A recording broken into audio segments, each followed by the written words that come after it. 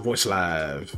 Of me because it's Valentine's Day. Goddamn. That wasn't it. I keep telling you. You keep saying that, and I keep telling you it wasn't that.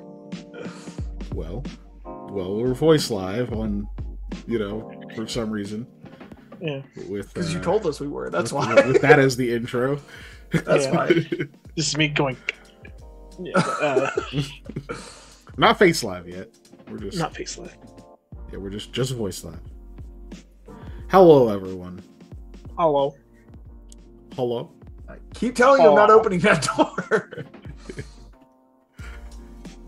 Welcome to the stream. It is more making a TTRPG.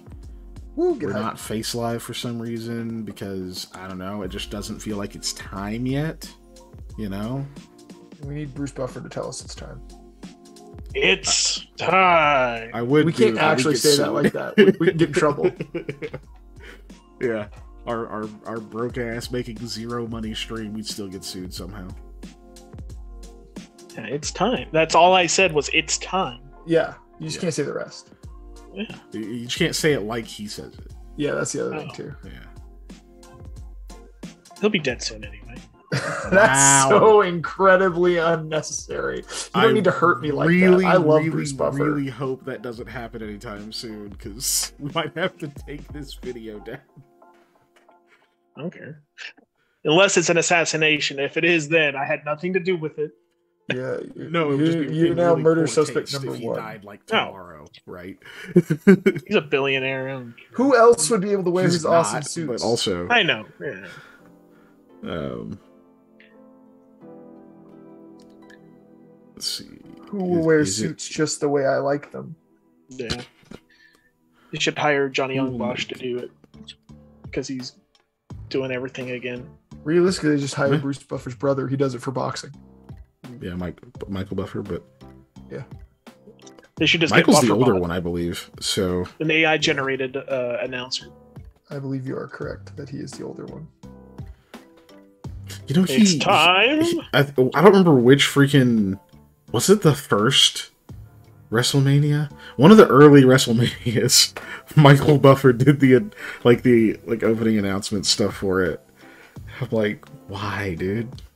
But it's just kind of bizarro. It's kind of bizarro though.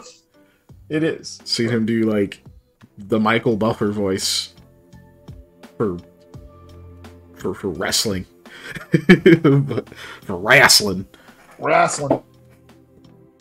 Oh, he's 65. He was born in Tulsa. Mm-hmm. That I did not know. So he's up there. Yep. About Michael Buffer. How long until he? He's 78. This isn't Logan's Run. We don't have freaking preset time limits, sir. There's a reason they set the retirement age at a certain period. It's because they don't want to pay people as much after working most of their lives.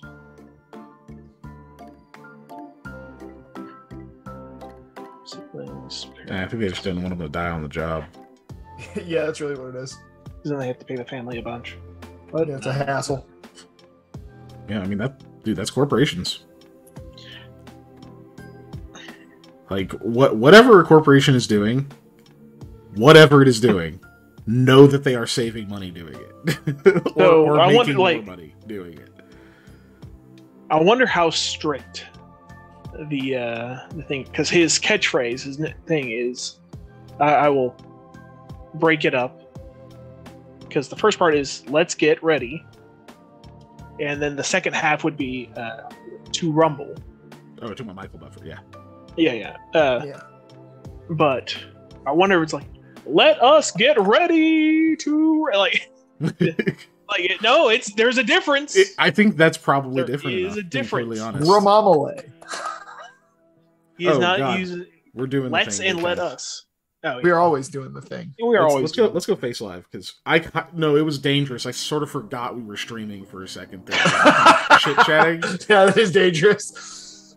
Danger zone. Yeah, let's go ahead. Hello, everyone. Now I should probably open Twitch. That might be a good idea. Yeah, so I can also moderate our stream like I'm supposed to do. how weird is this gonna be? Can I get this to be? I'm not a moderate. Seen? I'm extreme. If Can anything, I get this to be seen on? No, not really. I have a ring light that's ruining it. Okay. Hang you ring light. Anyways. Hello. Hi again for like probably the 5th time I've said hello. It's one of them days, guys. It is. I'm tired. Ring light, isn't that one of those doorbell subscription things, but the free version? Ring light. Ring light, like LITE.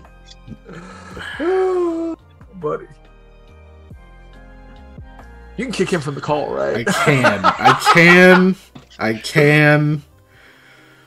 This is I'm saving it. only stream you can really do that with. That one was that was only a little pain. I'm gonna save that. He'll escalate. Yeah. It'd be weird if he didn't. So, no more of an elevator, man. Thanks to the wonder of recording, specifically video and audio recording at the same time, I was able to kind of look at our previous video so that I sort of had an idea what happened. Then I forgot everything, but like I did get to that happen. That was a thing I did in preparation for this. No, JB, you want me to demod Punda and mod you? we might mod you anyway. That'd be fun. You're here all the time. You and Ellie both.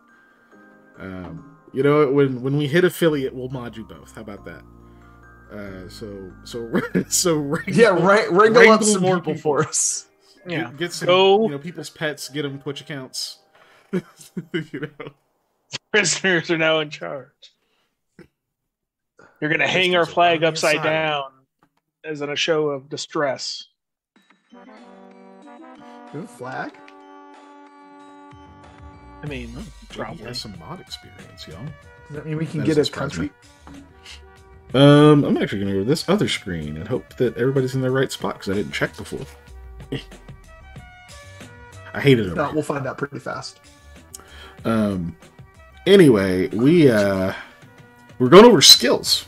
We're still in the matching mechanics to thematics sort of phase of this whole thing. I need to give myself a bigger box. It's so top-down design. You're like, I'm so tiny. What was I going to say? Vandalism. We didn't write it down, but I remembered. Yeah, somehow. The miracle of remembering it. Vandalism skill. Because it made me laugh. That's why I remember.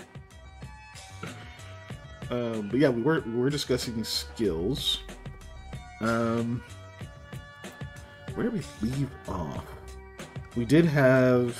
We were kind of using the Pathfinder list as a guide. And I think we finished that one. I think we looked at the Delta Green one too. Yeah, we were looking at that for certain stuff. I remember being kind of excited about getting to like the actual combat skills, and I've sort of forgotten. But also looking at this now, man, body is hurting for skills. Yeah. There's 5 compared to the... How many are in mine? 1, 2, 3, 4, 5, 6, 7, 8, 9, 10, 11, 12, 13, and 1, 2, 3, 4, 5, 6, 7. Okay, so mine is absolutely killing it with just the number of available skills, which I think makes some amount of sense, right? Yeah. Can flexing be a body skill, JB?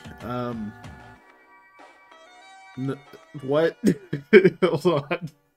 What would you do with the skill of flexing? Because flexing doesn't have to be physical, you know.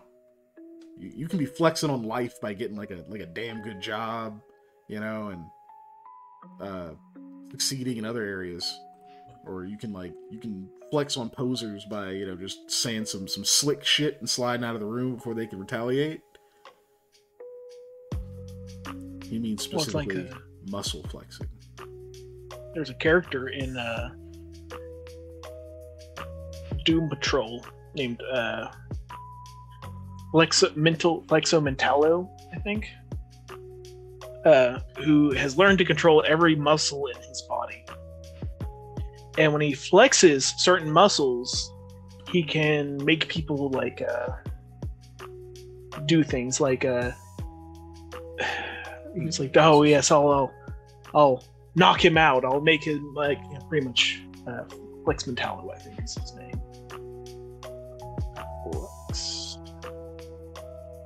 Flex Mentalo.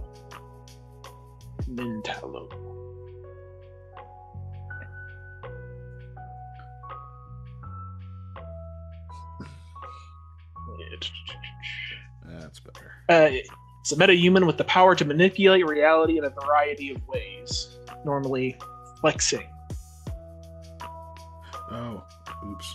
Yeah, you know the old jokes of like in the back of comics of like the dweeb getting his girl taken by the big muscle guy on the beach, so he gets a magazine, like a workout magazine thing, and gets all buff himself. It looks like that guy. Looks like a 30 strong man, you know.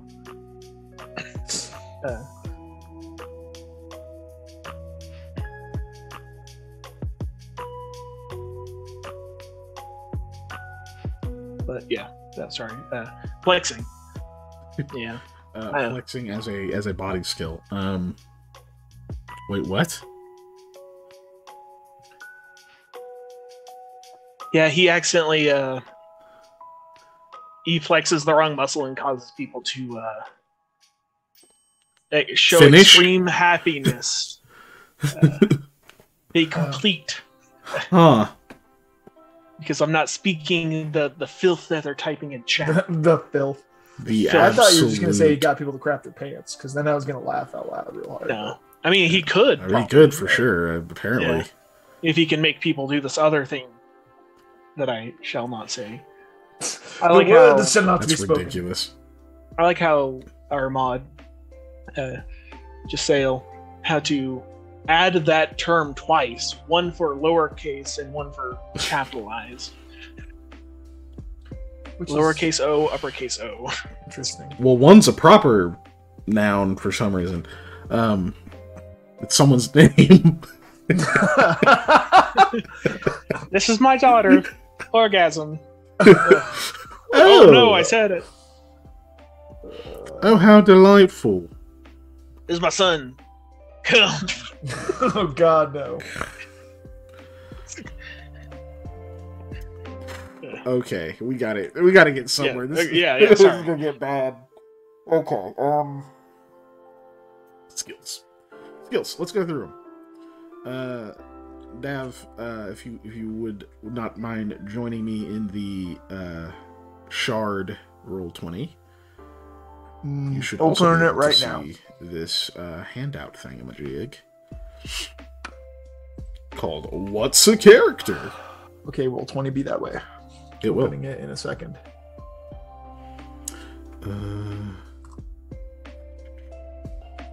So get those on the screen. Skills. Body skills. Acrobatics, athletics, avoid detection, perception, and sleight of hand. Mind skills. Alertness, blend in, deceive, investigate, search, medicine, lore knowledge, linguistics, persuade, pilot, primal forces, sabotage, surgery, and survival. Soul skills. Craft, handle animal, perform, unnatural, profession, sense motive, and supernal forces. That's what we got. These are not the combat-focused skills. Right. No. Because they haven't really started adding those yet. So, let's, how do I, can I, fuck. Can't show a window. I have to show my whole screen. That's going to be weird. Okay, forget it. Let's do this. So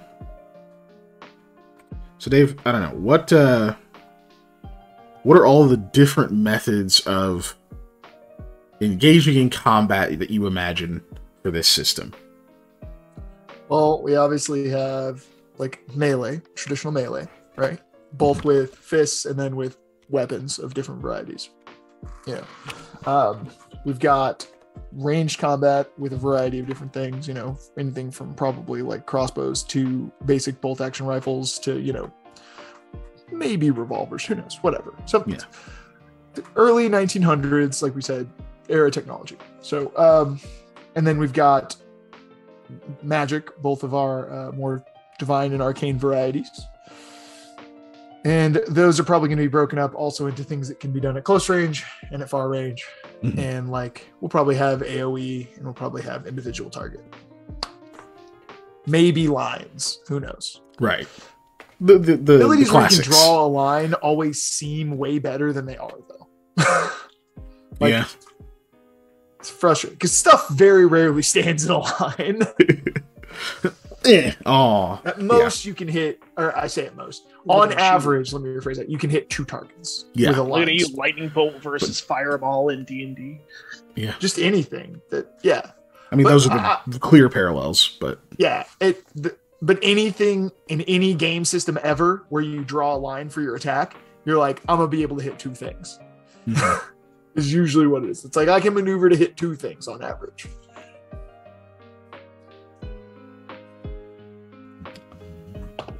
Where'd my tea go? There it is. How do you always manage to find where the hole you shredded in this blanket is? That's how we shredded the hole.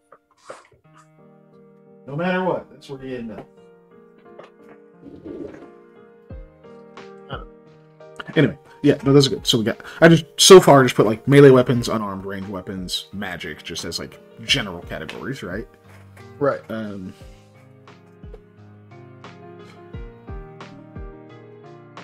JD says finding great choke points for lines though feels much better than normal AoE. I would agree in most situations, but it's really hard to beat how satisfying landing like a good fireball is, right? Yeah. I do love getting people in like a hallway with lightning though. Oh yeah. That's pretty top tier. The best.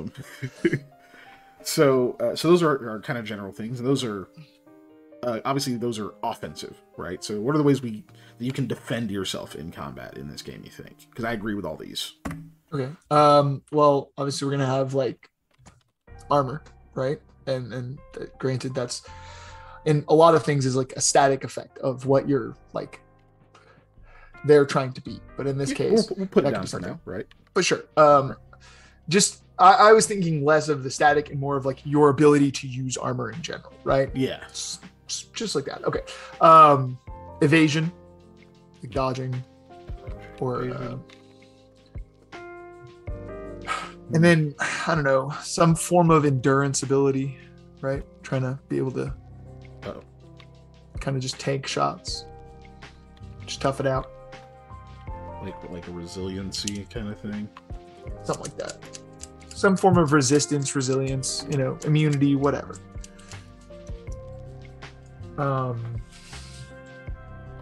It's not a good defense.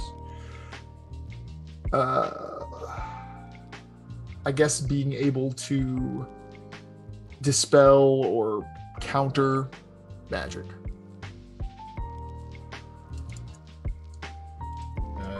Because we're both MTG fans, I'll say negate. All right, that works. I like negate. Classic counterspell that works only on other spells. Mm-hmm.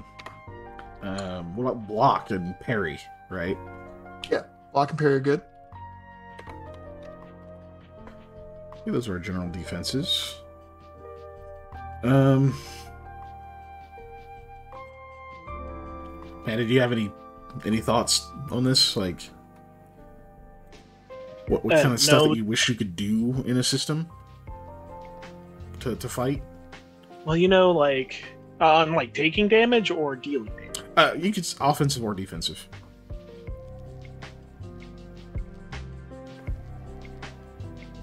I mean, you said this being able to take the brunt, dodge, having armor, things like that. Can't think of anything else that really comes to mind.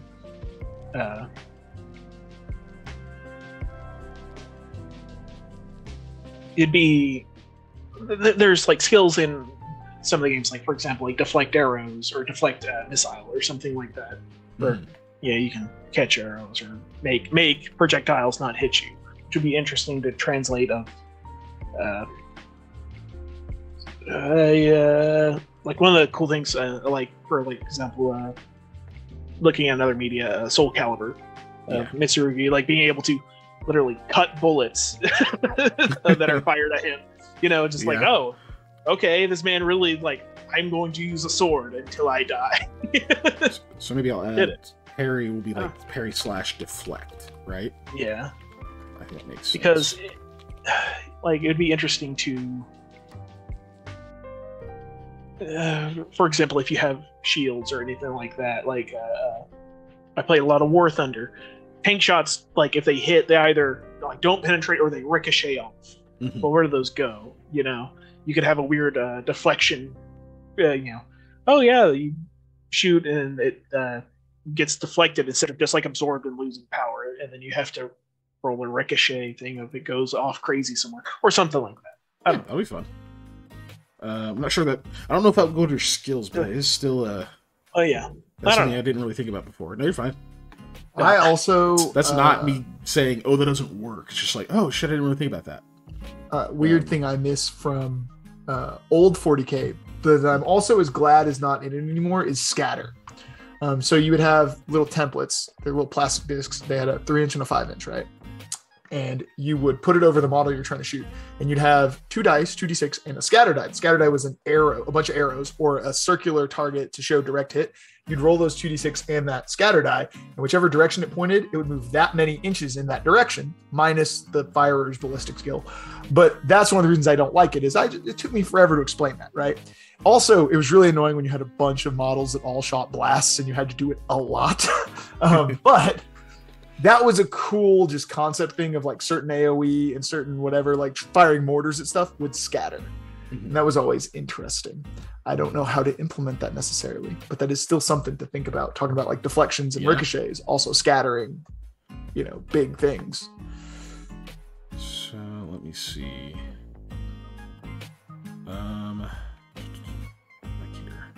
Oh, okay. Sorry. Yeah. JB said, as an example, shoving away.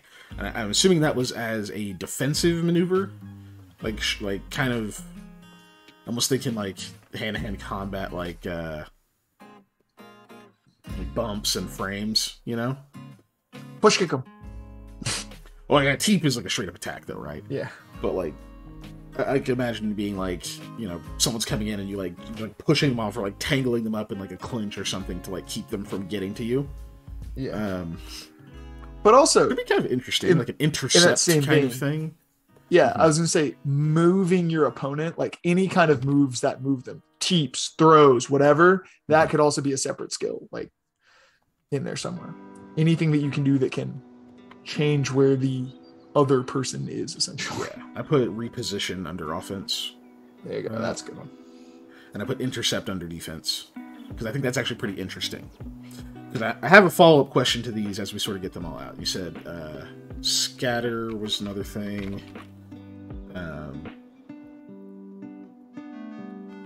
Parry / deflect.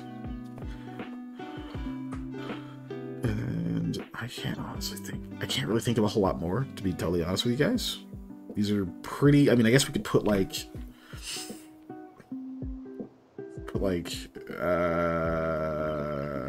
explosives as offense.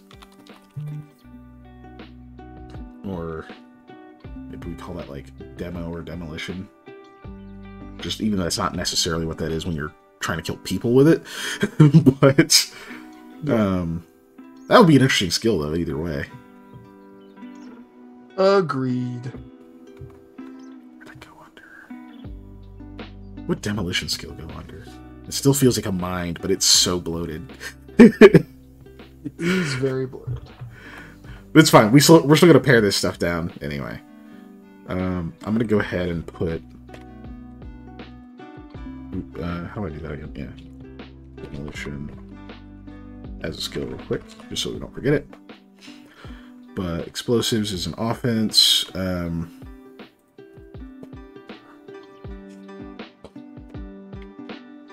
Yeah, that shit is what it is right now.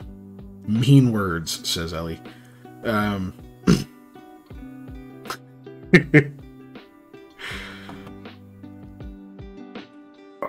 We'll put under defense. We'll put posturing for now. Good old psychological warfare. Yeah. Okay. So with all of these, so what we have so far, we have, yeah, if you can see that, that's getting a little bit crowded there on the stream, but I think you guys can still see that.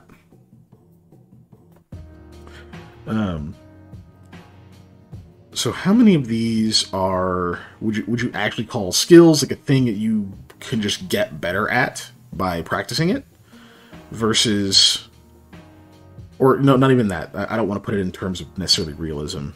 Thinking more in game terms. How many of these are things we want people to have to focus on to be good at, and how many of these are just actions they can take? Right? Yeah, that's a good... that might depend on something else. Well, so I think all of our basic attack forms, like ranged, melee, whatever, those are all things that people are going to need to get better at. They're not just a simple action, right? I feel like the reposition could probably be turned into an action, like whether it be a push kick or a throw or whatever. I feel like that probably gets summed into an action. Various actions, but yeah, more than it is a skill. Okay. I would agree with that.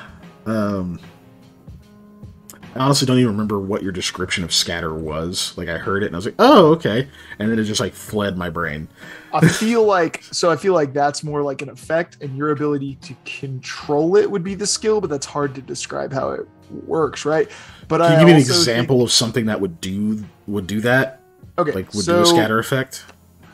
We'll just go off of like it has to do with explosives, right? Yeah, something that you're either throwing or firing. So like if you had, I don't know, a handheld grenade launcher of some kind, that thing's gonna scatter based on how you shoot it, because you're arcing, you're not going the same thing. If you're throwing like a grenade, if you're chunking, a potion that explodes like an acid vial or whatever, those would be things that would scatter. So the ability would be to minimize your scatter, let's say, right? Yeah, that's pretty much it. That makes sense. So we can, okay, so we would want to make that could be a really interesting skill, honestly. Something like a targeting or something, like a barrage or something like that, Ordnance, I don't know. Yeah. But as a child, I used to throw rocks at cans, and I got really good at hitting objects with thrown objects. So right, and, basically, I mean, it's a guy that checks out. I mean, yeah. But I'm like kind of imagining or like, what if we have a skill or something where, you make a check with it when you use something that does like an AoE or sends several particles or whatever out there, and you can make a check to ignore certain spaces, right? That kind of thing. So try to not hit your friends with it if they're in the midst of it or whatever. I don't know how, the problem is I don't know how like often that would be used, honestly. Like, you know what I mean? It's just like one of those things where it's like, you just shouldn't do that. But I don't know. Might be worth having a skill. Why shouldn't danger close your buddies with all of your grenades? Why shouldn't I cast Fireball at the group of enemies? I don't know, Snipe, why shouldn't you? But they'll do so much damage. Look, in his defense, he chose to not them to and my teammates. But you said that's more of like an effect, and then there's a okay.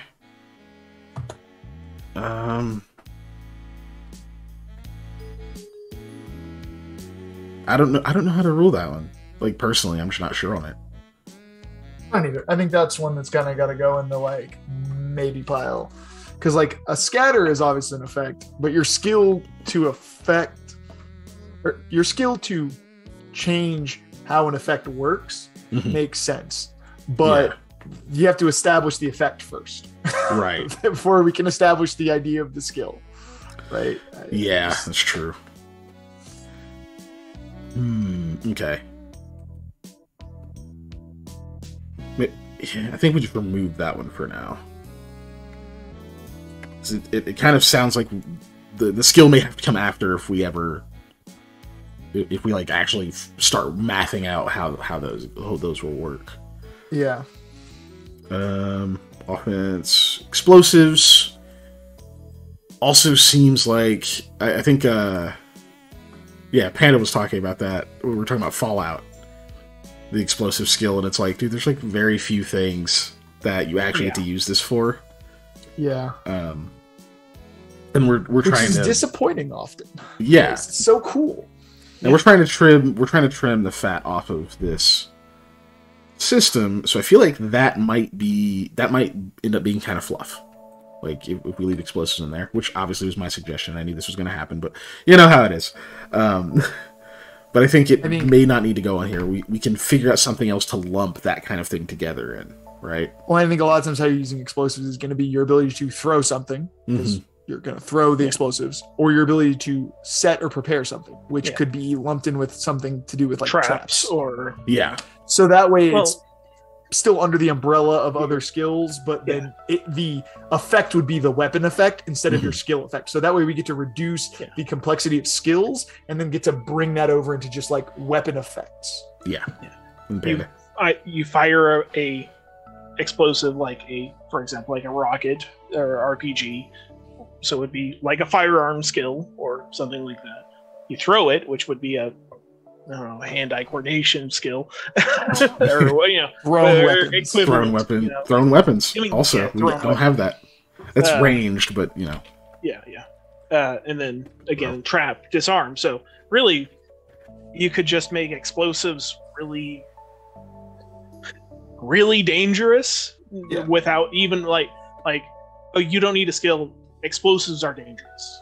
I feel like it just becomes a damage type.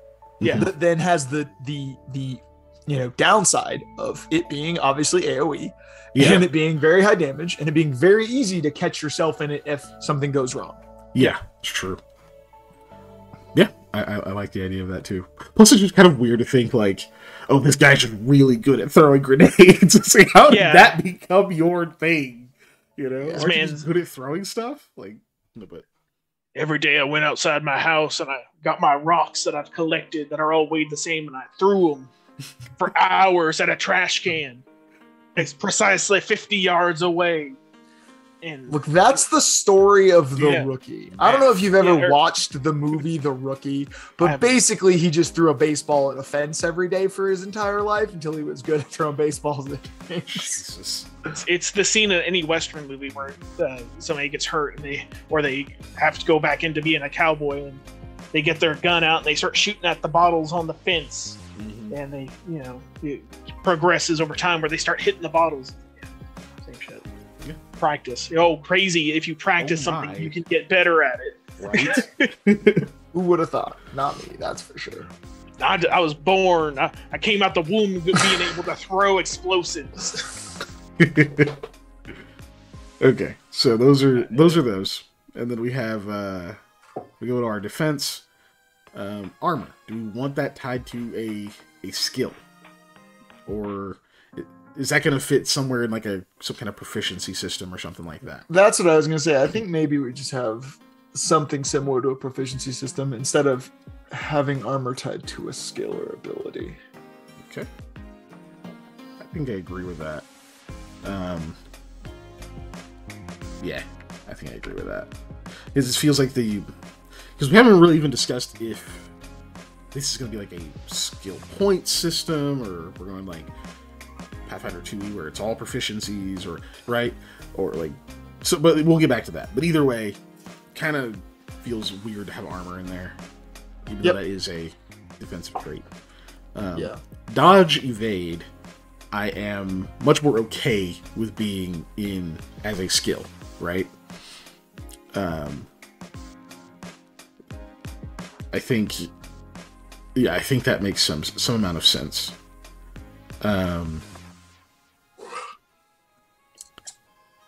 I keep getting terrible ideas.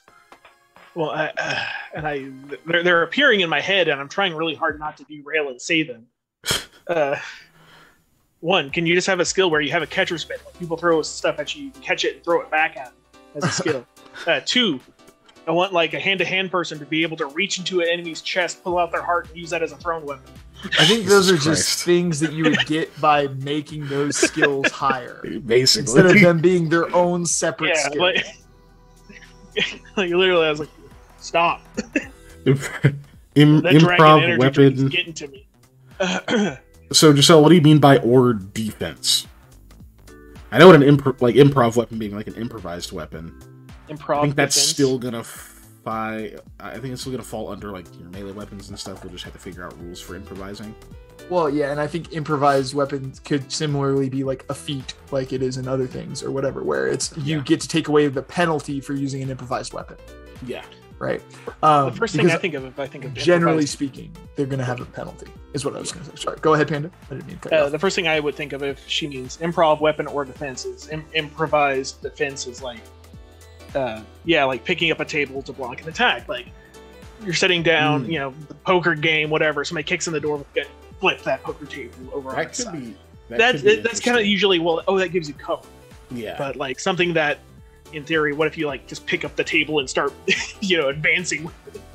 Is that still cover, or is that now a shield? Or how does that, it's not really a shield because it's not made out of shield material. It's just a table that you picked up. So I'll say my thoughts on that, and then you guys tell me what you think. Go for it. So first of all, I fucking love that idea because I always love improvised weapon shit and being able to use the environment around you. I'm a little reluctant to tie that to skills. One, we don't really know how we're gonna progress skills yet, but even if we do, I don't want it to be a thing that like you have to keep investing every level because I don't actually know how that scales, right?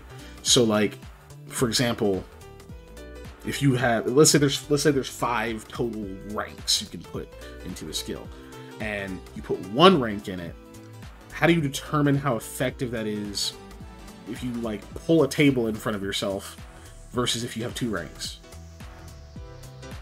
I don't know how to properly scale that to make that skill pay off properly, right? Rather than doing something really arbitrary, like just saying, well, just the table you pull in front of yourself blocks more damage somehow, which just feels like a little bit cop out.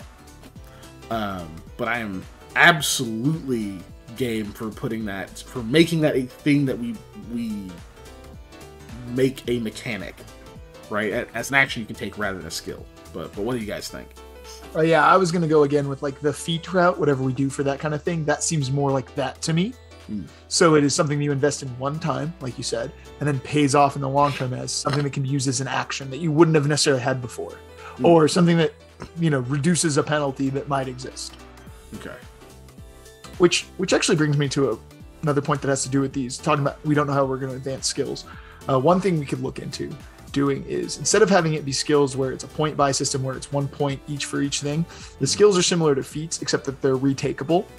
So let's say I'm going to just use this as like your ranged bonus, right? You take ranged fighter skill or whatever, and it gives you +5. Although that's ridiculous, but I'm just throwing a number out there.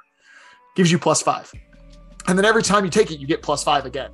But like, it'd be +1, honestly. But instead of it just being a scalable number, it's just a range bonus 1, 2, 3, 4, 5. Kind of like how you can take certain feats multiple times and you continue to get the benefit. That's interesting. That's a really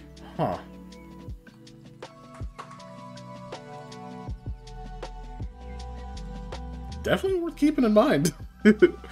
Well, I think we'll probably end up having to circle back to. I hate that I just said that. Yeah, I just wanted to put that up because coming up with how I don't we believe implement in circles. the skills is not what we're working on right now. Right now, we're trying to work on what the skills are. Yes. So, but that is something that I want to just make sure we have written down so that we can come back to it. Or at least it's in video. I'm gonna scroll here. Recorded in some form or fashion. Right. And then Panda JB said, Panda, you started talking right as I was gonna say what JB was saying. Scaling could be used on what you can use as improvised in general, like tables are bigger, so it needs more ranks. And I had that thought too, but we have to also keep in mind your narrator / storyteller that's a lot to try to track in. That's a very subjective kind of thing. And if we start doing that where it's like 1 rank, you can do something, you can use things that weigh less than 10 pounds as cover. And at 2 ranks, that's just a lot to try to figure out in the moment, where it's like, okay, I want to like drag this statue over here and like knock it in the hallway so that they can't run through here. Like, it's way easier to just say, okay, make a body plus athletics check. Then, okay, you have this ability that says you can move stuff that's 80 pounds, but like you can drag stuff a lot further than you can carry it. So, we want to avoid wool math. That's too much. Yes. Wool math is going to be a term now. We want to avoid wool math. Okay. Oh god, wool math. It was my fault too. But that is seriously like that's the thing we actively want to avoid, and was part of our mission statement in building this game. Not specifically wool math, but I'm taking it out. It's ours. Oh Lord. But yeah, we're trying to avoid Nickelback. God damn it, Giselle. We're trying to avoid wool math. What about Nickelback? Giselle was saying stuff about Nickelback in chat, and I responded. But yeah, like that would be to JB's point. That would be the only way in my head that I could think to scale it, and I just don't like the idea from like the running the game standpoint. Because we want to take a little bit of that like extra just sort of crunchy in the moment stuff out a little bit. But anyway, but yeah, I think that's just better. Leave it as an action that people can take, and then we can add some feats or talents or whatever we do with that later that like specifically calls it out. But yes, definitely thank you for bringing it up, because having to think through that stuff is good. Okay, so dodge evade's good. Resilience being a skill, I'm kind of 50-50 on, because in some areas, which makes me actually lean more toward making it a skill. Because in some areas it feels like that should just fall into some of our other mechanics, like however we decide HP works, and like body health and that kind of thing. But it also makes sense that like you can be a very resilient person and not be like beefy, you know? Yeah. Like we could use that for. I actually think that is a skill in one of those World of Darkness games. Is it a skill in Werewolf, or was it Exalted? I think it's in Exalted. And I honestly can't remember what exactly it's used for, so I might be just parroting exactly what's in that book. But I could see it being used for things such as like resisting torture, or like or other forms of like trying to just like get past like pain, or like severe distraction, or so, like other kinds of things that would normally deter a person. That's a thing you could check against, right? Right. And if you're just like beefy and strong and like naturally resilient, you don't necessarily need to pump that skill. But if you're like you're like an invoker who you're just like, they've lived you want your character to live like a really tough life and be pretty mentally and physically tough, even though they're not strong or mighty, then that would be a really useful skill for you. So yeah, I kind of want to make it one, but I also just don't know how often it will be used, but that's not really the questions we're asking. But what do you guys think about resilience as a skill? Like what it can do and what seems I like it. about I mean, I'm going to like continue to draw Warhammer parallels, and it's not just because I'm painting a model, but it's I liken it to like an invulnerable save, in that, so you have an armor save, right? Mm-hmm. And that's generally how you protect against damage. But some things go all the way through armor saves, and some models have an invulnerable save, so that way, instead of just dying, they still get a save. And so in this case, it would be a thing like when it completely bypasses your armor, you still get a way to check against that damage. Mm. Or like they have there's a ability called Feel No Pain, where instead of like checking against the attack as a whole, it checks against each individual instance of damage. So if it's like the attack does 6 damage, you have 6 Feel No Pain checks. So each one is a 5-up to mitigate one instance of damage instead of the attack as a whole. Mm. And so that way it's not as effective as a complete save, but it still allows you to mitigate damage. Makes sense. Okay. What about you, Panda? What do you think? I know you're baffled that I'm including you. Yes, I was not paying attention. I was looking at Reddit. Because I. Didn't you say not 30 minutes ago? Actually, it was longer than 30 minutes ago. Not 30 minutes ago that you need to close Reddit. It was like an hour and a half ago. I don't know what time is. Time is a lie. Well, that was because of spiders. That was a totally different. We're talking about resilience as a skill, as a defense skill. And it's something that you can train. Yes. I was likening it to not just physical toughness, but like kind of mental toughness, resisting torture or other things like that to get through something. How do you train? The same way that monks train their bodies to be physically resilient to pain. You sit under a waterfall, that's one way. No, you take and you take damage repeatedly, or you do something to. It's the same way you train your body to have to play guitar and get calluses on your fingers, right? I'm gonna go stand in traffic in New York and let people yell insults at me all day. There you go. That'll make me immune. Just go work a customer service job. There's literally a thing called a pain stick. That's like basically a weathered kendo shinai. It's a way that you get you whack your shins with it, so you stop. So you don't flinch whenever you're going to kick something. But that's just for physical stuff, right? There's also things like counter interrogation training, which is you get into the deep end of that. Some of it is not just you're resisting giving out information. It's also resisting letting things slip when you are under physical or mental duress, right? So I'm likening it to not just the brawny tough guy stuff, right? There's different kinds of resiliency. But that was my thought, just because it's kind of hard to otherwise represent that. And then Dave was making the point that we can use it as a kind of a last-ditch defense against certain things that you wouldn't necessarily normally have a defense against unless you're good at this.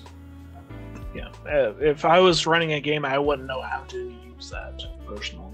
It's an ability that your character would have, let's say, and here's how it works. But if a character says, "I want to train that," okay, listen, I'm gonna explain it.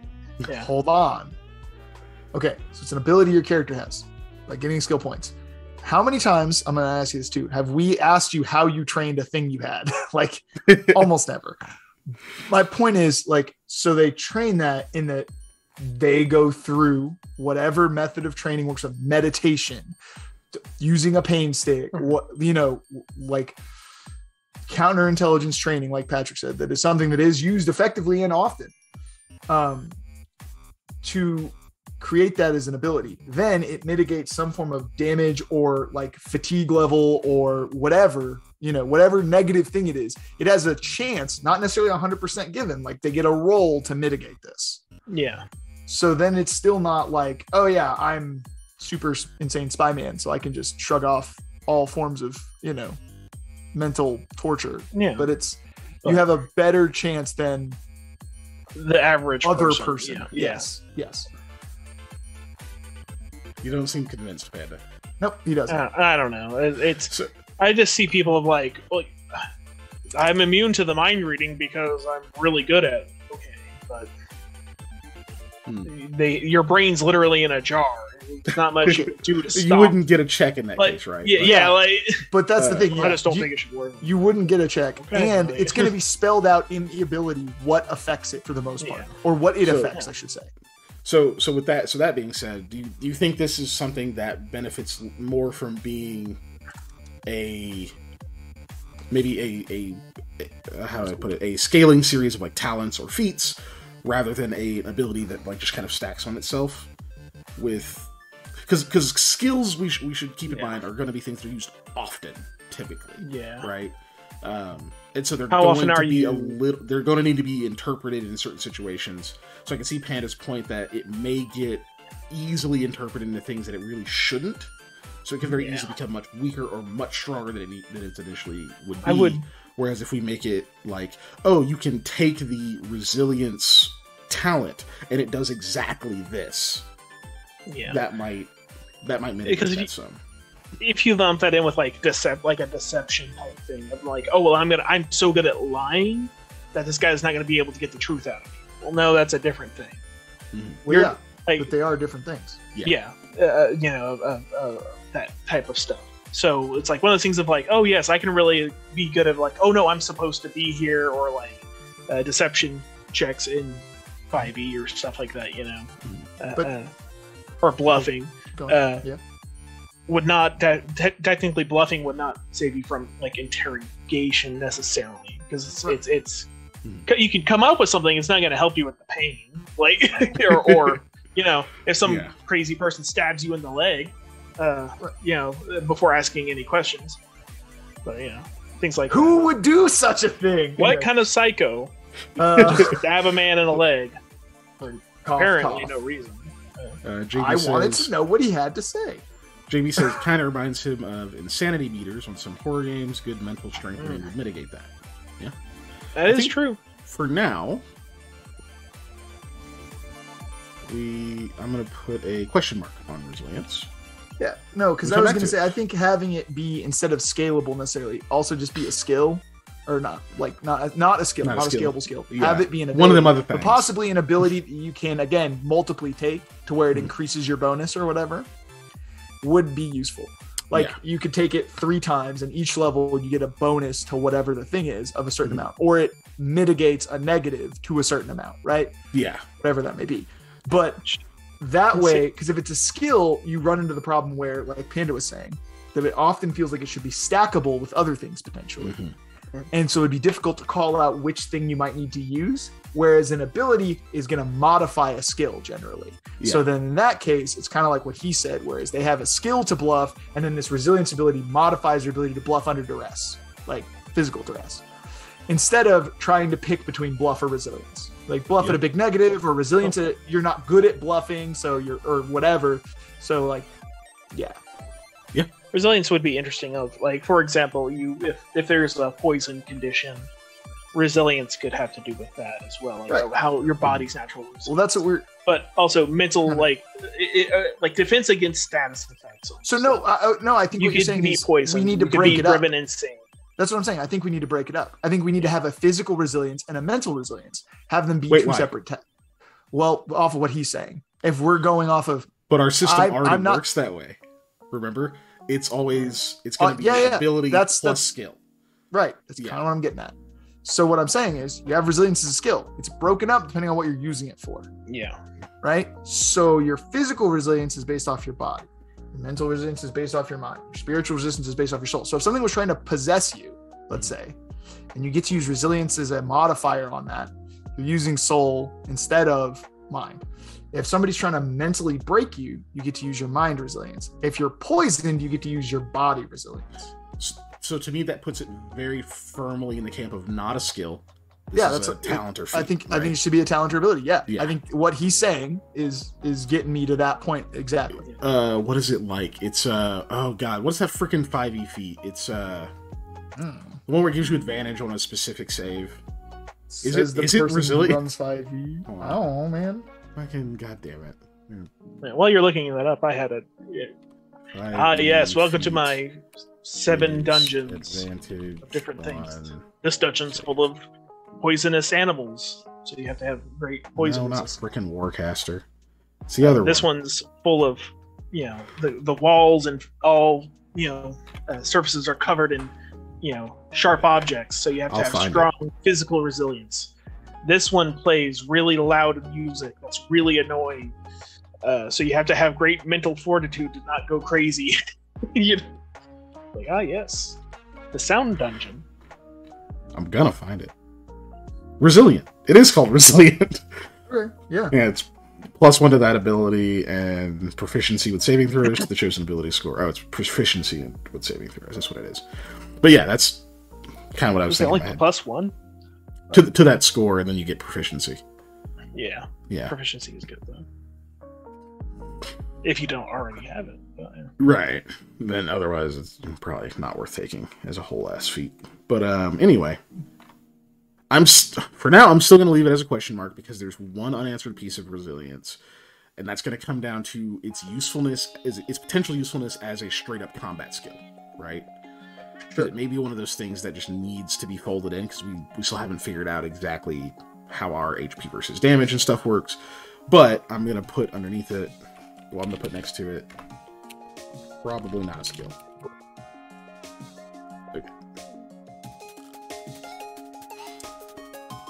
Okay, and then we have our negation, or our magic defense. Huh. That's an interesting one. To me, off the rip, seems more like an action you can take than a skill. But similar to counterspell or dispel or whatever. I'd be really interested in the devil's advocate play here, of like someone who could give the good points of why it should be a skill, rather than just my initial nah. So, if we're gonna, let's say we make dodging a skill, this functions very similar to dodging. If dodging is an action, which I could argue easily for dodging to be an action, but it would then be your ability to figure out what the magic is, right? So your ability to dispel is not only your actual ability to dispel, but it is your ability to recognize what the magic is, which is scalable, because if you can't recognize it well or whatever, then it's not going to work. But also recognize what you need to do to stop it. It's similar to how in Pathfinder you have to make a spellcraft check to tell what a spell is before you can try and dispel it. But lumping that all into one skill instead. But I'm not sold on it. I think I'm sliding more into action with you, but that does give me a bit of an idea. What do you think, Panda? Magic negation as a skill. I'm not gonna stop calling on you. You're here. Magic negation as a skill? Mm-hmm. Okay, so how would you train that? Just practice, like somebody casts a spell at you and you negate it. It's literally just doing same way you spell or conjuration in Skyrim. You just do it over and over and over and over it's not and over and over. Jutsus, but until I you're imagine sick of it. if you were to take like verbal, wizards, somatic, whatever type things, right? Then like if this is a thing in world, it's like, hey, there's a you can defend yourself from spells like this. It would literally be like, I'm going to shoot this over here. You make it stop before it hits the tree. And this is how you do it. And you just do that repetition over. That's how you get the basics. And then, of course, just like deflecting any projectiles. Yeah. Right. Yeah. But just like any adventurer, you're not going to hit like really high levels of skill unless you're doing it out on battlefields and stressful situations and things like that. I think. Well, yes, I don't know how I would work it though. But I'm not a DM, so it's fine. Our audience isn't all going to be people who've DM'd before either, right? In fact, the majority of them probably won't have, based on how we've set up this, like to target specific groups. Elliot says, so counterspell, but with wider application, or counterspell, but each is for specific situations. That's kind of the wall I'm running into. Is like it actually almost seems a little too powerful unless we figure out kind of I don't know. Is it a counterspell or is it like a magical shield? I don't want it to be. I think actually using it as something like a magical shield would make more sense, right? Yeah. Something to mitigate damage rather than outright cancel what's happening. Especially because our magic has a cost, right? It's not just like a thing you could just tomorrow you have it back. You have to actually have resources and expend those in order to so it's like gonna feel really sucky, if you're a player and like you go up against how does getting counterspelled feel in Magic the Gathering? It'll probably feel very similar. So, and people really hate counterspells in Magic the Gathering. So I'm also on board with making it mitigation instead of outright cancellation. The best wizard out there has 400 counterspells prepped in one fire. Right, listen, waits until they're out of spells and blasts the shit out. I don't appreciate you calling out several Magic decks I've made that have a single win condition in the deck, and the rest of the deck is saying no. I literally do this win condition until I can do this one thing. Yes, and then you die. That is what a control deck in Magic is literally. It is a single win condition if you can get it down to a single win condition. As few win conditions as possible. Let me rephrase that because it's not necessarily a single one. But as few win conditions as possible, and the rest of the deck is telling your opponent, no, you don't get to do anything. Okay. just super fun. Which is, I was about to say, which is not fun to play fun at all. against. So I am in favor of not having a mechanic like that. Honestly, they're not even that fun to play. Like, I get bored halfway through control games being the control player. I'll be like, dude, I'm bored. And then salty. And then both. That's terrible like place to being a be. combo player. Yeah. Combo and tempo is really fun. And then, aggro is great. If you don't have fun playing aggro, then you probably just don't like Magic. You don't have to have the most fun, but it's a little fun. Yeah, that's why I like tempo, because it's a nice mix of those where it is aggro control. That is what tempo decks are. They're aggro control. You be aggressive. Honestly got more and then fun with Arena. You just try and protect your aggressive pieces. Just because it's so easy in out of games in Arena that, like, if you play aggro, it's just like, I want to play Arena for 20 minutes. Yeah. Rather than, like, you go to an event and you're like done, and you're just like I quickly, legitimately, one way or the other. I'm such a fast player, like, in everything, and I will play like pretty like tempo heavy whatever decks, and I'm still like the first person done. Win, lose, draw, whatever. I'm like always the first match done. So then I spend the next 30 minutes waiting for the round to be up. It is the most frustrating stuff because you're just like, oh, look at all these control players standing around doing nothing. So we've answered, we've addressed resilience. We kind of answered our question with the mitigation. We don't know how it's going to work necessarily, but I like it being, I like the idea of it as a kind of defense against Magic in a certain way. So blocking. Blocking, again, I like, conceptually, I like us talking about mitigation more than outright, like, negation of damage. But also, like, I feel like blocking is tough because there's a reason that shields just add to your AC in other games, right? Making a block an action instead of a skill, or making a block something that scales is hard. Let me rephrase that. Making a block something that scales is tough. It seems more like an action than a skill. However, I flip-flop phrased that earlier. That's what I mean, because it feels difficult to scale a block unless we use the block as damage mitigation instead of damage annulment. Yeah. Because then you can scale how much damage you can mitigate with your block. I think in order for me to kind of know what I want to do on this one, I think I need to be reminded. Do we have static defenses, or are all defensives active? Right?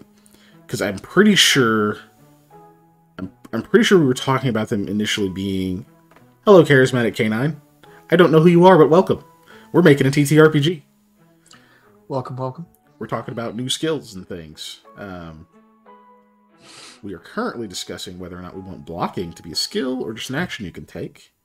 But yeah, we got to figure out if we want defenses to be an active thing, as in a thing that you have to roll for or otherwise activate or choose, or if it's static, like your armor class in like Dungeons and Dragons and that kind of thing. Well, and I think we had talked about doing active blocking instead of static blocking, right? Instead of active defense instead of static defense. I should say block. Active defense instead of static defense. We were going to do opposed roll systems at one point. We were talking about that. And then at another point, we were talking about, I don't even remember what I'm saying now. Anyways, however we had set it up, active defense was what we were considering, because then you get to feel like you have an impact on combat more than just standing there and getting hit.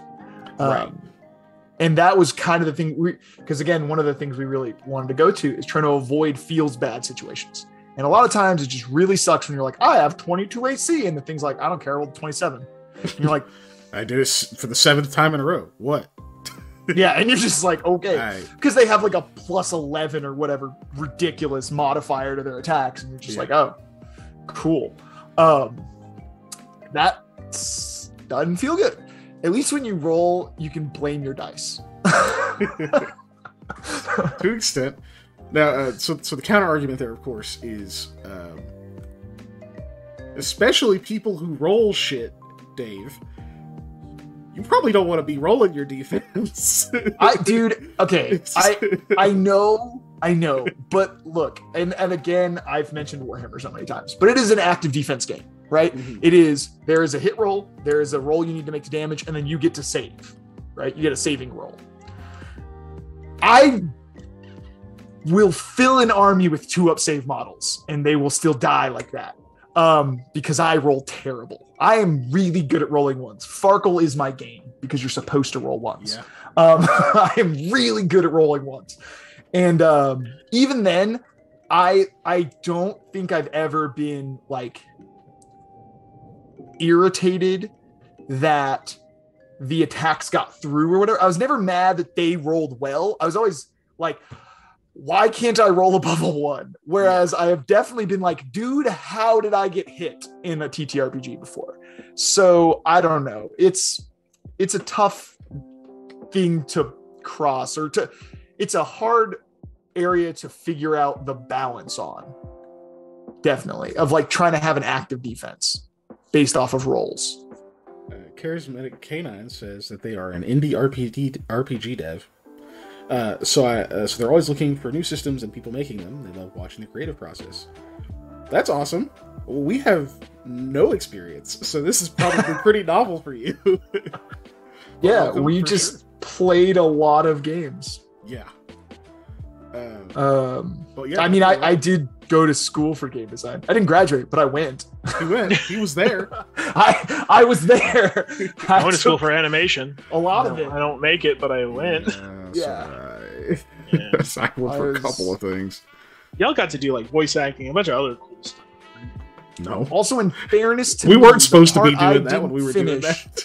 Yeah, was the programming part of game development. It was not the game development aspect. I finished all of that. I didn't finish the programming part. Because that's where I hit a wall. Yeah. Which I'm gonna run. So I would say we'll take a break in about 15 probably, but yeah. There we go. Oh, they can't see it. Put more water on my wet palette. I made his name Amination. Animation. Anyway. So I don't know. It still sounds like it's going to be at least somewhat of an active defense system. We might come up with something that doesn't necessarily involve rolling. You just kind of choose which defense you're going to use based on the situation. I don't know. We'll figure that out. But there's going to be something, some kind of choice to make, which I think is the important thing. Because of the choice, I think having block as its own thing works, right? Well, and if we're choosing, let's say we're choosing a defense, block could be the defense you choose. You can choose block. Exactly. You can choose dodge or evade, let's say. You can choose, so that changes, like, if you say, because remember when we were talking about how our turns work, kind of we had a thing where you do like your actions and then at the end you kind of set what you're going to do next, because we had gone through this previously. We haven't done this on stream, sorry. So people who don't know what we're talking about, this is just a patch kind of thing. Anyways, so at the end you set your type of defense. And then that affects like what kind of attacks an opponent is going to use and how effective they'll be. Because if you set like block as a defense against getting shot, that's not super effective most of the time. Guns go through most things. Yeah. But if you set like, or if even if we don't call it block, if we call it like stand and defend, but if you do like evade, that's going to be significantly better against, a gunshot. So I'm going to use Mordheim actually as an example here. If anybody's ever played Mordheim, it is a small like skirmish style game where you have individual miniatures that control and move throughout a city. That is something you do in that. You set, do I want to dodge? Do I want to parry? Do I want to block as your defense? And if somebody does a melee attack against you, if they use a heavy weapon, parry is less successful than evade. If they use a light weapon, block is more successful than evade, right? So depending on what enemy you get like attacks you with, your defense is more successful or less successful. And it basically affects their attack percentage, but it also affects, you get an evade roll or a dodge roll, right? And so like if you're a higher speed character and you choose to dodge and they're using a heavy weapon, your roll is going to be like 50% instead of 35%. Whereas, because it's all on a D100 system, by the way. If there's using a light weapon and you choose to block, your roll, instead of being a 35, will be like a 40. But if they use a heavy weapon, it'll be a 30, right? It's like a 5% swing based on what they're using, like if they use a two-handed heavy weapon. So that's something to think about as well, is just how do we affect, do we in effect get a roll to successfully evade or successfully block, right? Mm-hmm. Or do we impact the opponent's roll? Because like in Mordheim, you get a roll to just mitigate it, basically. Whether or not they hit doesn't matter. And in other systems, those skills would affect your opponent's roll. Like they would modify their roll in some way. Yeah. Like let's say, since we were talking about using pass or fail system, right? Yeah. It goes from a 3 dice attack to a 2 dice attack or whatever. Or like where they need, or vice versa. I said that wrong. It goes from they need 3 successes to they need 4 successes to hit you. Or if you, let's say, chose the wrong one, it goes from 3 successes to hit you to 2 successes to hit you. Because if you're trying to block a huge, heavy swing, you're standing right there. You're not getting out of the way. It's going to be easy for them to hit you. But then you might also get like a slight damage mitigation ability. Like let's say that swing attack does like 6 damage. Instead, it only does 4. Or something. You get to take a small percentage off because you blocked. You're easier to hit, but you're going to take slightly less damage. Which those do make sense. So I think the one thing that runs into is it gets a bit too crunchy for this system, right? And I can definitely and we don't want to do too many passes back and forth either, right? But it's still good to think about because. So here's kind of how I imagine it. There's an easier way to make that than what I'm saying, obviously. I'm pulling off of Mordheim, which is an incredibly complicated game. For the love of all things holy. One of the reasons I play Mordheim on Steam is because I don't have to roll any dice. Yeah, then you don't have to. Because good God, there's so much stuff to keep track of in that game. So just as a quick view of like sort of what's in my head here for like an exchange in combat, and just tell me what you think. Oh, I feel like the attacker's gonna declare, right, and then make their roll, and we can have it. I don't know. I guess I'd be thinking World of Darkness / GURPS or whatever, where their rolls determine if they're on target for the attack, right? Mm-hmm. So we could say if they roll an attack and they reach their requisite number of successes, if nothing else was to happen on the defensive side, they just hit them. Right. Mm-hmm. And then, so like, let's say if they fail that, then there's nothing else needed, right? They missed. Yeah. Okay. But if they're on target, then on the defensive side, I imagine it is you pick which defense you're going to use, and we might be able to kind of pare down some of the complexity by just saying you can only use a defense once each round. So if you block an attack, you can't block another attack unless we amend that later, right? But general rule, you can block once, you can dodge once, you can parry once, right? Once you've done those that round, you can like run out of defenses and get overwhelmed. Right. We got it. Let's see. Charismatic Canon says, so what kind of resolution mechanic system are you using for your game? That is a great question. Dave, answer that question. So we're going off of a pass-fail system where we're having target number of dice. We're using D10s. So you have simple tasks, which are you need 1 success. A level above that is 2 successes. Average is 3 successes. Let's say difficult is 4. Extremely difficult is 5. And you generate a dice pool based on your skill level, like how many dice you get to roll for it. There's a word for that one, but I don't remember what the word I'm trying to use is here.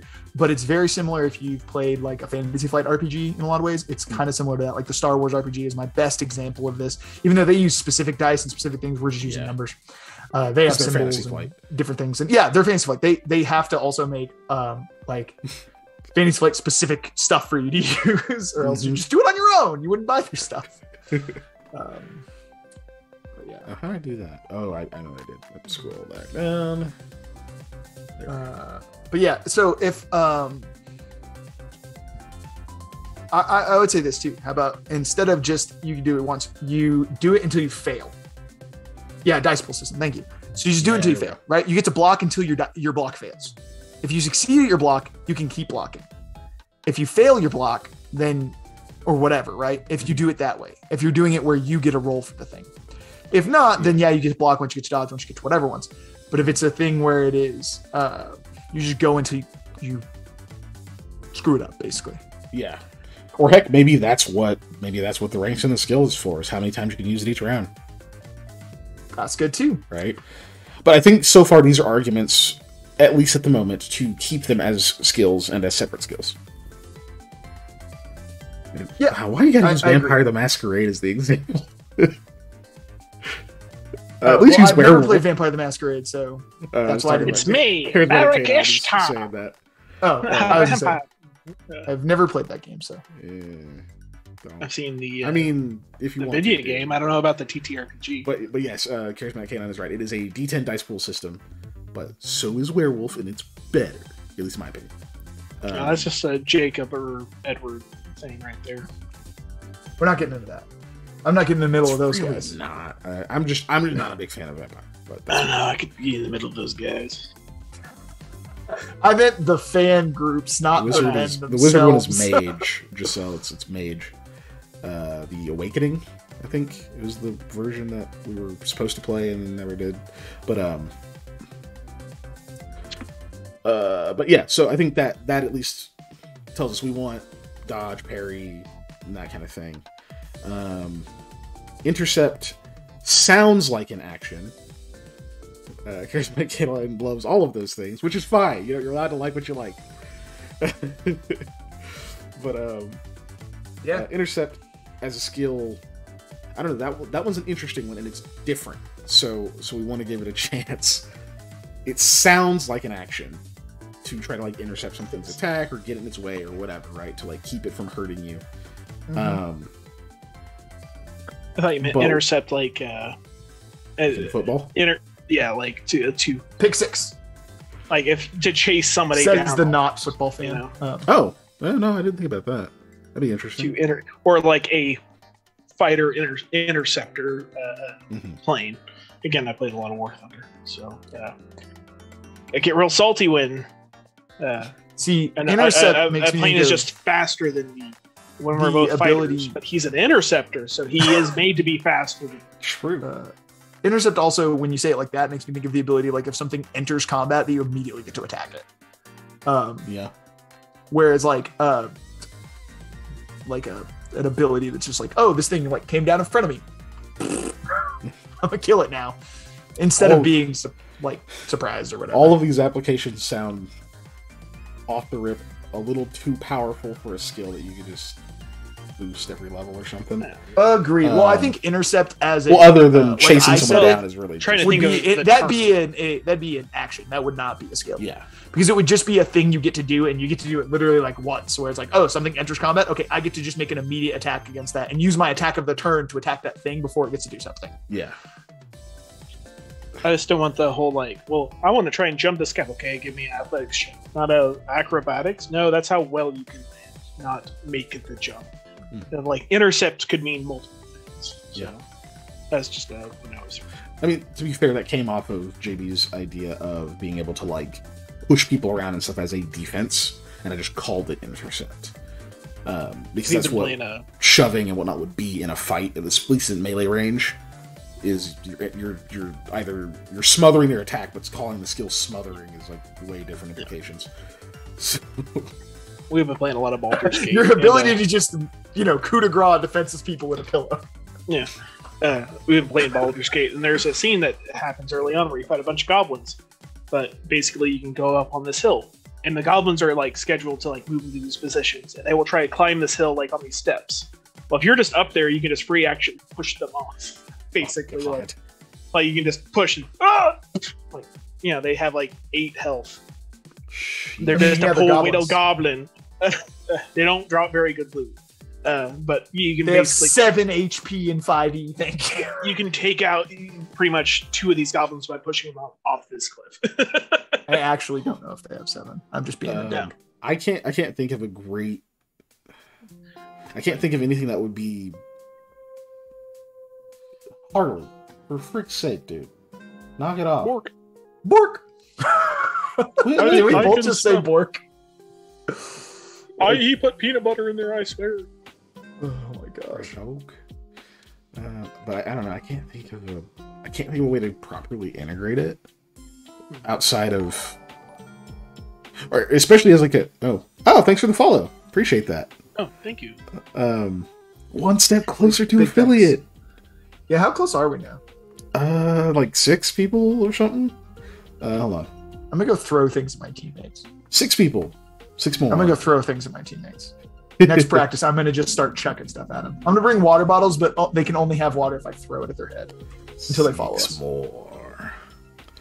But yeah, so for intercepting, I feel like that would be either that would be something other than a skill, right? Because what's popping into my head as like its usefulness as a defensive skill, based on like the other ones we've come up with, it would be like the thing you use if you're out of defenses and want to try something desperate.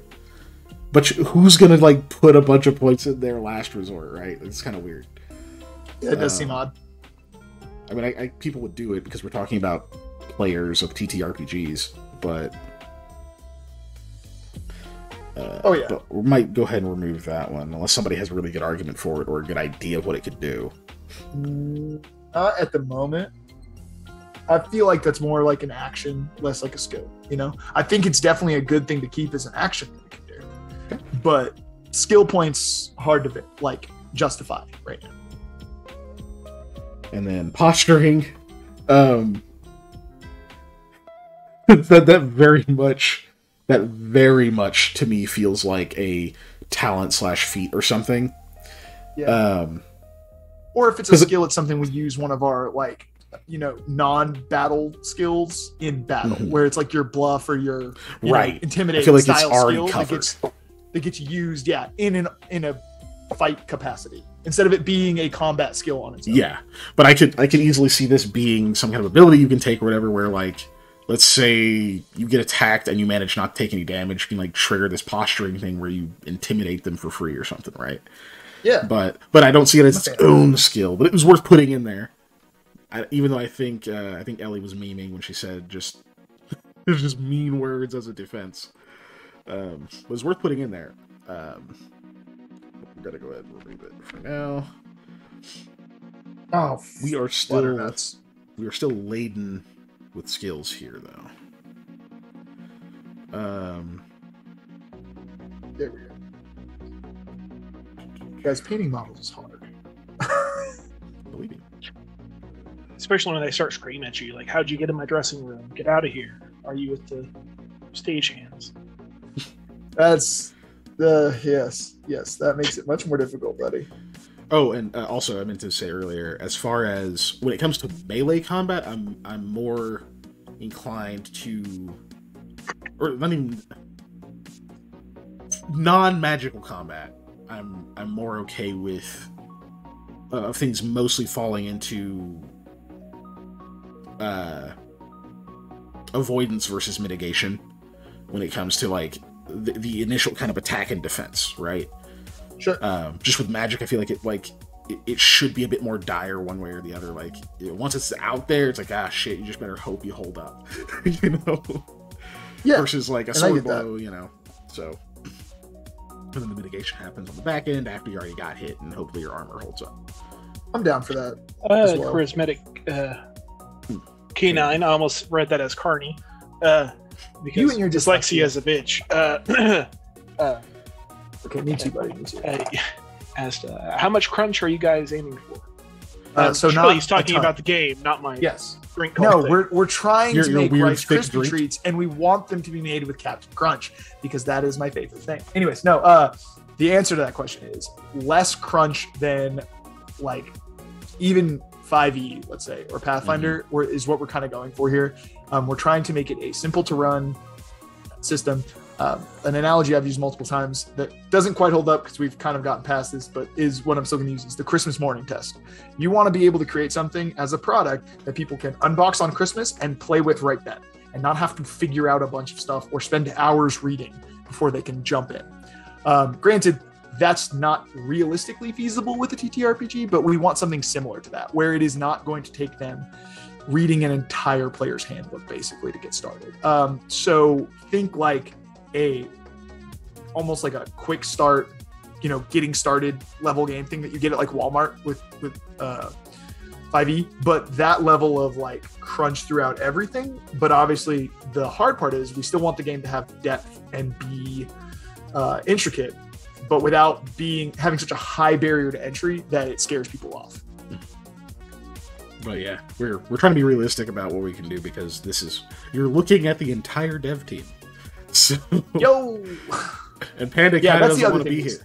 So this is not gonna be something we can put out fast either, and it's gonna take a lot of iteration, and we understand that. But it is something that we want to try and keep as simple as possible while still making intricate, which is a crazy contradiction of words that I just said. But let's keep this a little bit. Just so many weeds over there. I guess we want it to be simple but have depth. I think that's a better way to put it. It's not that we want it to be intricate. We want it to have depth. I mean, really put simply, we want it to be perfect. Yeah, but we're not gonna get that. No, yeah, but we want it to be approachable and simple, and not just seem like utterly alien to people.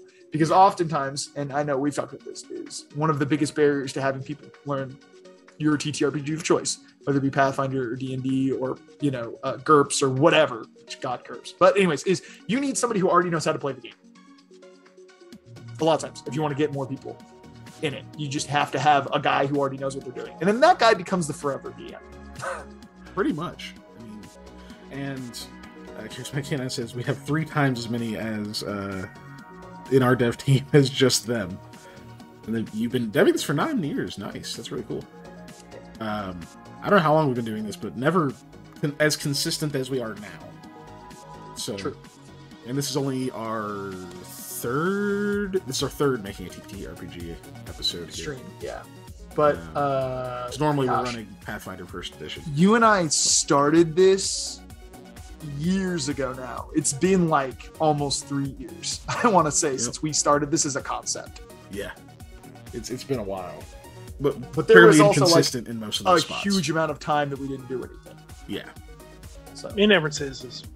a lot of this is what we used to do is just sit around and BS with our friends. Now we're writing things down. I see Patrick is writing things down. Basically, Patrick has a video and audio recording. Yeah. Doing all those things that we really need to record. Yeah. So, to that question actually about the level of crunch, a lot of these still need some breaking down. I'm gonna take the stuff that is either questionable or definitely not a skill out, and I'm gonna put it in a different category. Cool. While you're doing that, I'm gonna take a bathroom break, and I'm also gonna put water in my wet palette because it is drying out. I was gonna say, if you can hold on 2 seconds, we're just gonna take a break here in a second. I'm just gonna put this stuff here and then say what we're gonna do, so that I don't forget it. As I drink after move all this crap. Now let me entertain the masses. You can. We don't have to go to the time for your ad read, Panda. That's what I think. Oh, it's time for an ad read, buddy. An ad read of not actually a product. Disclaimer: we don't sell this, promote it because it's not real. Please don't try and buy it. It will probably. I could go to the away screen, and Panda, you could just chit chat with the people, and Dave. Yeah, we can leave your voice live. Yeah. We'll just mute ourselves. Yeah, easy. But yeah, we'll just take 5. We don't need super long. But yeah, so I'm moving that stuff out of the way, and then what we're gonna need to do is, obviously, we have to break some of these skills down a little bit more, because melee weapons is just a bit too broad, right? Ranged weapons, a bit too broad. Like, we need to specialize those a little bit more, and yeah, we'll work on that when we come back. And yeah, let's go to the away screen before I forget. Away! Is Harley sending us to the away screen? I'm going to the away screen so I can have peanut butter.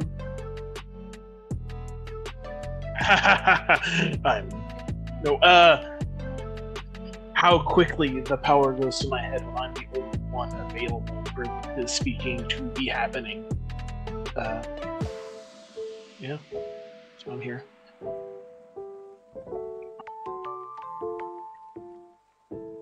Enjoying my discounted energy drink and limeade, because I feel if I drink another one of those energy drinks straight, my heart will explode. Probably why it was on sale. 6-pack for $1. 6-pack for $1. Good stuff. Good isn't cheap.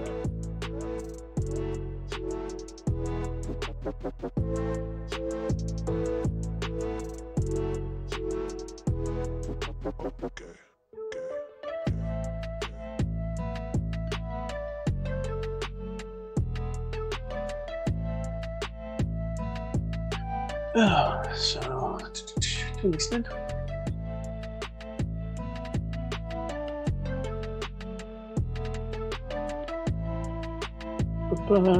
Really certain things. I hear that. I don't know if it's the same kind of bang, but I have this buddy of mine who is in the military, and whenever he hears bang, he gets really bad PTSD. It's a different kind of bang, though. I think. Pretty sure. It's a terrible joke, and I am sorry. Miss you, buddy.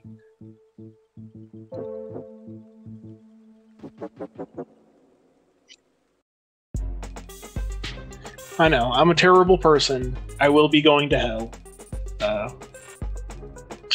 If there is one. Not here to discuss that.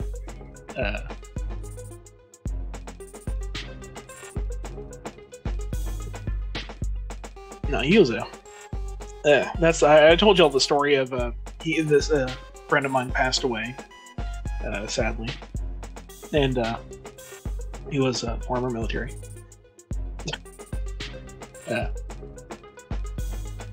Shortly caffeine. Christmas morning ideas. Yeah. Basically, this is the first energy drink I've had. I mean, I drink coffee, and soda, and things like that have caffeine in, but not like specifically geared towards the like, hey, let's electrocute your system into waking up. Let's pour a little bit of the aerosol starting fluid into your choke of the four-wheeler. You got to really kick it going, which is what I need sometimes.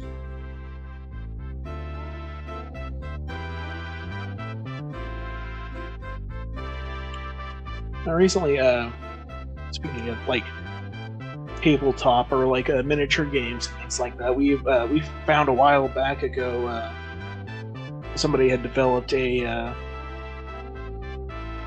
system for Mobile Suit Gundam models to use them as miniatures in a actual tabletop game, using the models that you can cut and create and paint to use for a tabletop game. I thought that was really rad, and some of our friends have tried that out. I thought that was really neat.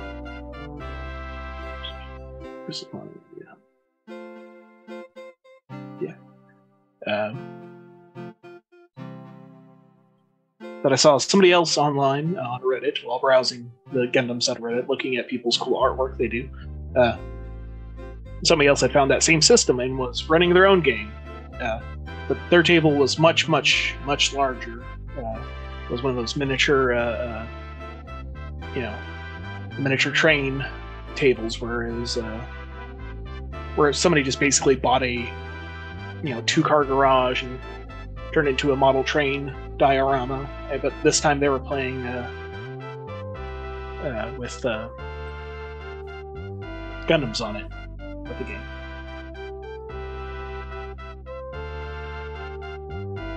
What about a model train diorama with Gundams? I was talking about the that system, or how we had found that system that uses the Gundam model kits. Oh yeah, the Gundam like tabletop system. Yes, really cool. I was browsing the Gundam subreddit and saw somebody else had discovered that, but instead of like the singular picnic table that we had for that, they had like a huge, like entire garage basically table that was a model train diorama.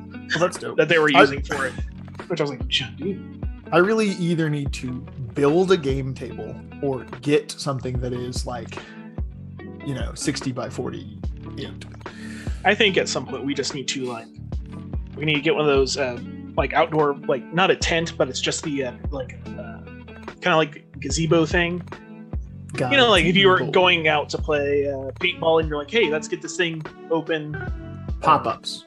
Yeah, pop-up tent, like not a tent, but because there's no walls. A pop-up, but they're called pop-ups. You can't lie to me; those are books. Okay, but what about a pop-up? Why do we need one? Here we are, Face Lab. Like, it's us. Get one of those and basically like a big tarp or something that you could roll out and play on that like outside. Cool. I have access to a bajillion pop-ups. My job, we kind of have a lot of them. I don't think that's a real number. You can't pull fast. No, the more accurate number is I think I have access to somewhere around 7 or 8 of them. That reminded me of that Sensei Seth skit where he's pretending to be Master Ken. Brazilian? A Brazilian's not a real number, so you can't have that many jujitsus. That's such a good skit. It's so on point. Oh, man. Did you point? Did you point? No, that's what Taekwondo asks every time. Oh, there are points. You didn't say it was for a point. Yeah, you didn't say it was about points. Yeah, Taekwondo asks about points every time. Ah, there we go. There's my Uthuan Gray.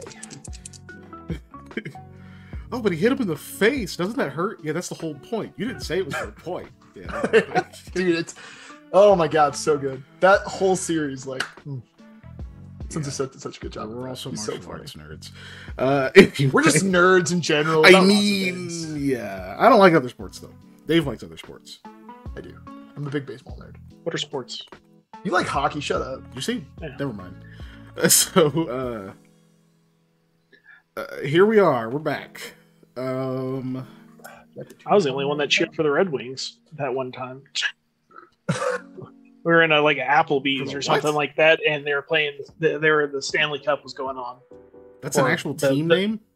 Yeah, the Detroit Red Wings. They're one of the oldest hocky teams actually in America. How dare you? I forgot who they were playing. Was it Boston? Probably. I can't remember, but it was a long time ago. I'll tell you this: it was the Stanley Cup, so it wasn't like the Leafs. Yeah, I was like clapping because I was like, yeah, but nobody else clapped. I'm like, nobody here's paying attention to hockey. And then Boston scored and everybody cheered. I was like, that's why I think it was Boston. Because Boston is one of those markets that for some reason just has sports fans of like Boston teams everywhere. You know? All right. I guess it's because I didn't want to live in Boston. I don't think we need to break these down too much. I think they are what they are. Dodge, evade, mitigate, block, parry, deflect, right?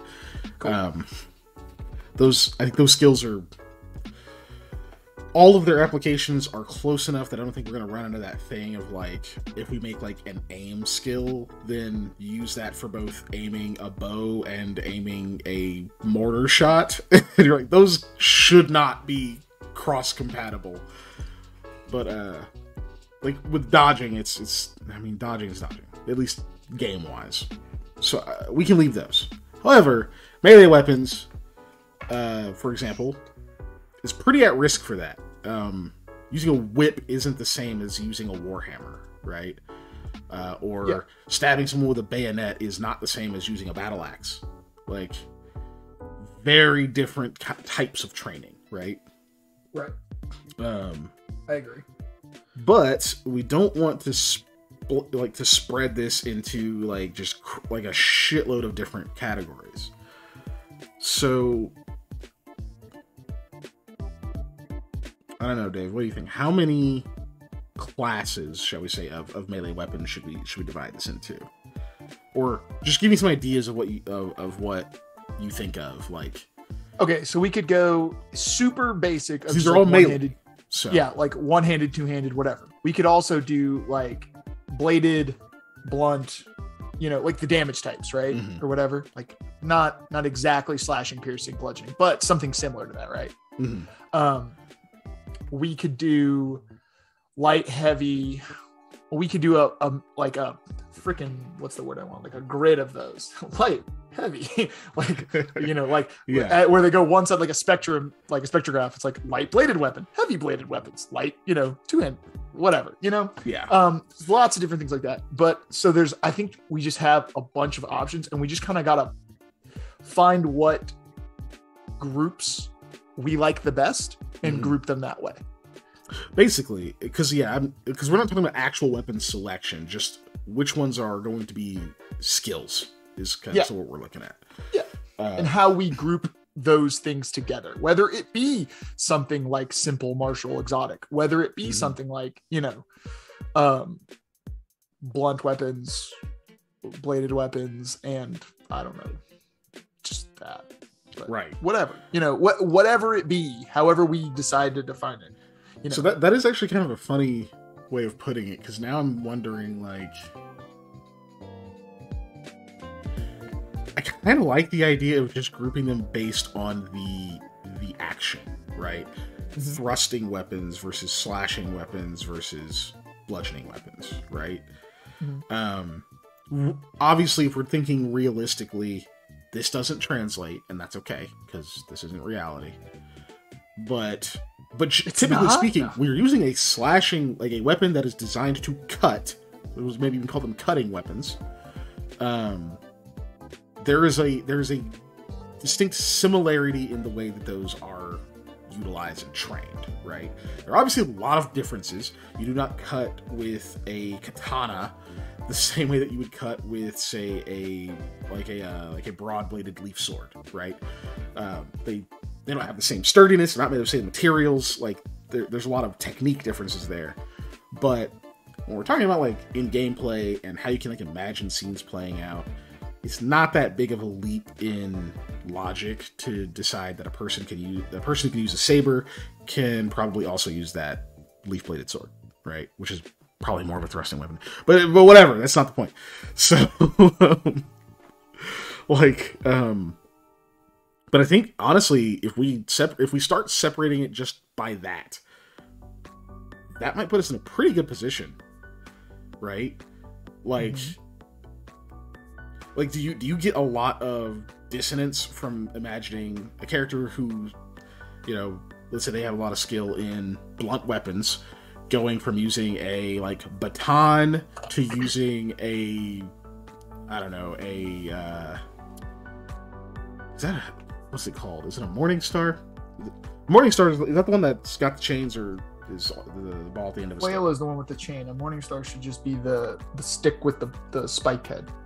But that's also could be a mace, because a mace that technically is like the hammer version of that. But a Morning mace Star would not be spiked, to be flanged. Flanged, exactly. But I'm saying a mace is like the hammer version of that. Yeah, Morning Star should not have the chain. A flail is the one with the chain. Right. So, but you get a lot of dissonance from imagining someone using like a baton to a Morning Star and having the same skill level because they've put that number of points in those two. No, I don't feel like that's too far off.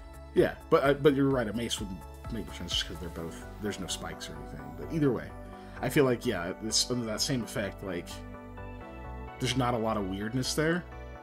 I think it gets more odd when you try to think of things that are typically more finesse, like a rapier, and a long spear having the same skill tie, right? That seems a little weirder. Well, in that case, you might need to break up and a katana, which right, it's both cutting weapons, but seems weird. Yeah, I was gonna say that in that case, we also might have to break up things that are like single hand and double hand are not good, because a katana is obviously a two-handed weapon, right? But I mean, like something that is a heavier, larger weapon. Yeah, so like versus, because a spear and a rapier, you're right, very different skill sets. I feel like, but they're both piercing weapons in if we're using like damage types. Yes. But they are definitely different skill sets to wield. Yeah. So maybe we go with. I'm trying to think, because there's a lot of cross pollination between some of these. Well, and the problem with damage types is weapons can have multiple damage types. Right. obviously this idea we'd be going on their primary mode. Yeah. Or honestly, we could say that they. No, actually it works because it's like, don't cross pollinate on your weapons. That's gross. Be quiet, JP. But yeah, I'm talking to you like I talk to Harley. That's because I like you. But let's see. We need.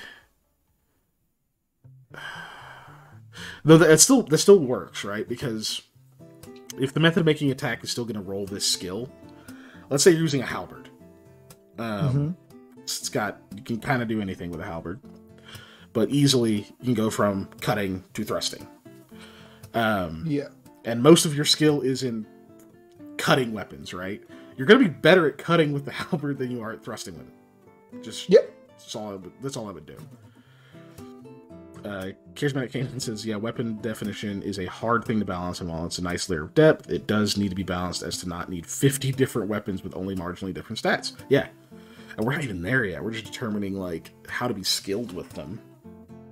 Because we don't want as many, like, categories as, say, even just, like, Pathfinder, which did a decent job, but you have simple, martial, and then exotic. And then you also have light and one-handed and two-handed. And if that's even counting ranged. And like each of those categories has those things. You got like your weird ones too. And that's just a lot of different sort of things you could specialize in. However, as far as proficiency goes, they kept it fairly simple. You got simple, you got martial, and then you have the exotic, which is very situational. And it just covers a big swath of things. So in a way, that's all. In a way, that's simpler than what we're going to have because we have to have skills tied specifically. We don't just get like a blanket proficiency, right? Right.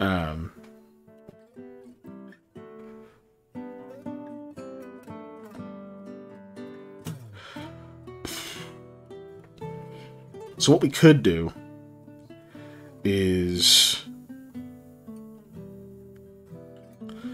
so we could make a we can make the thrusting weapons, cutting weapons, bashing weapons as skills.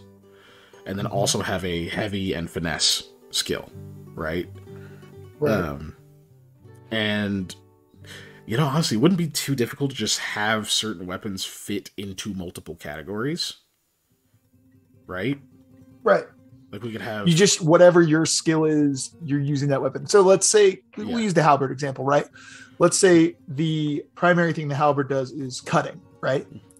And it also does thrusting, but it's whichever skill you have the higher, higher of, you're probably going to use on that. But it'd be easier to do cutting strikes with a halberd than it is to do the thrusting ones. Yeah. Like, just as an example, I'm not necessarily saying we do that, obviously, but like, let's say an average attack with a halberd is cutting, and you're only gonna need 3 successes. But if you do like a thrusting, you might need 4 because it's not as easy to do. Yeah. Or if we can do that, or we can scale damage based on your skill as well. Instead of scaling ease of attack or whatever, sometimes you could for the damage type. I mean, not for because obviously your proficiency with it is gonna affect based on your skill, but then the damage scales with your skill as well. So if you're using a weapon that is a cutting weapon, but you use the thrusting, your damage isn't going to scale with your proficiency. You can still hit the same, but you just don't do as much. Yeah. One or the other. That's just multiple options. Right.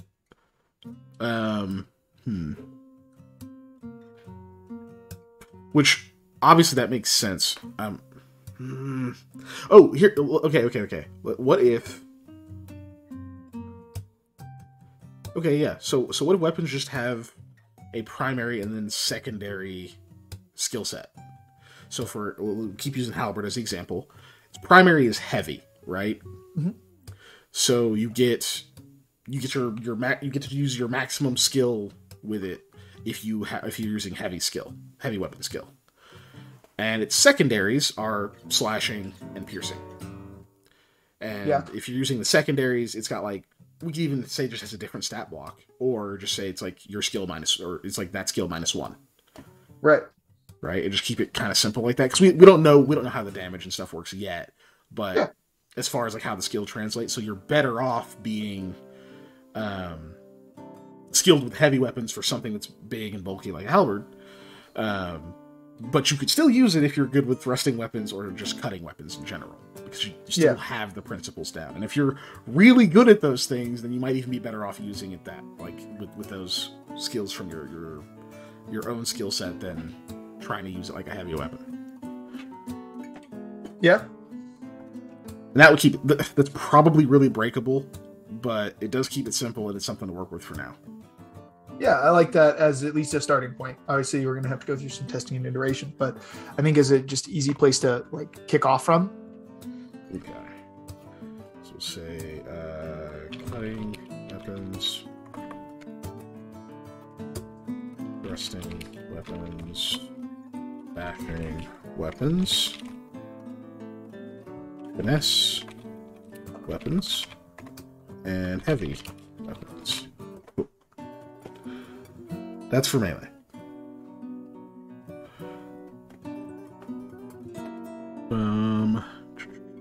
We'll have to figure out how skill breakdowns and stuff like that work later.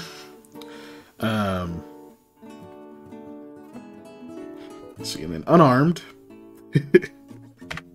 Do we feel we need to break this down for the sake of depth, or do we just make unarmed is unarmed is unarmed, right?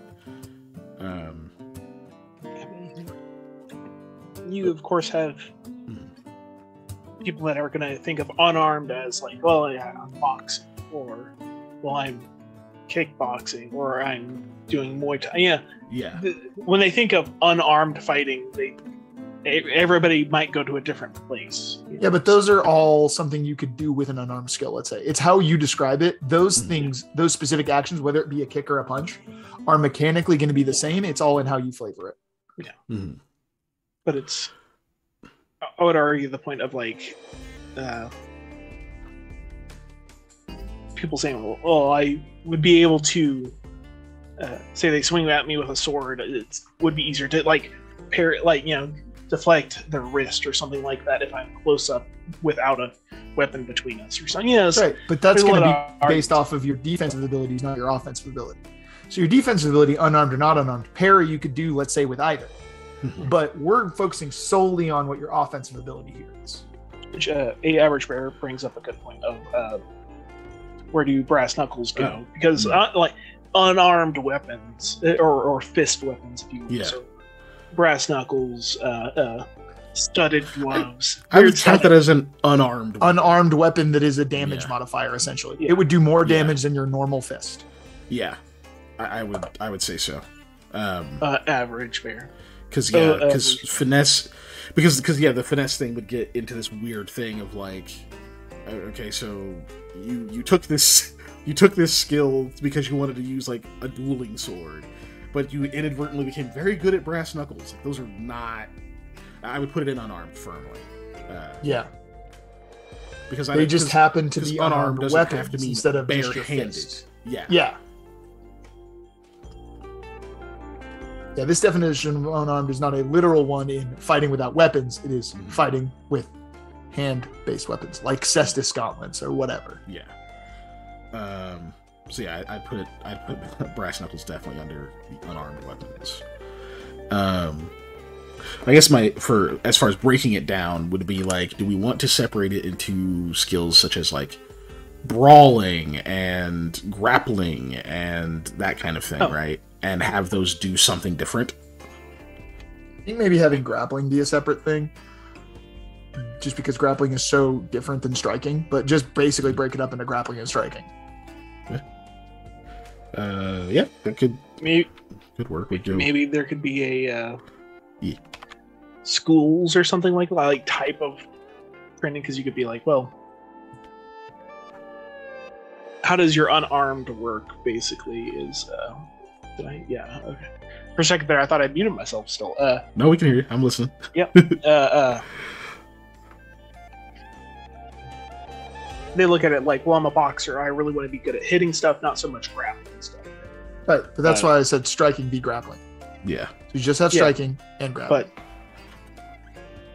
I'd say it would be interesting. A way you could work that is like you could have quite simply a choice of which one you want to use more of, and you get a weird point advantage. So you can still like distribute these, have them the same skill, but you get a bonus to something else. I don't know where I'm going with that. The energy drink hasn't started working on me yet, so. Well, see, I get what you're saying, but I think that what you're doing is creating, while a cool more system, complexity.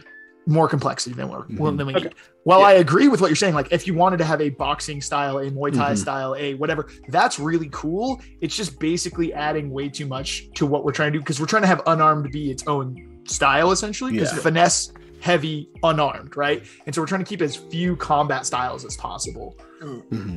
Though, but also it's open for being things like talents or whatever we call feats. It's up here somewhere. But it's open to have a tree sort of based on, oh, you study this specific style and you get these things, right?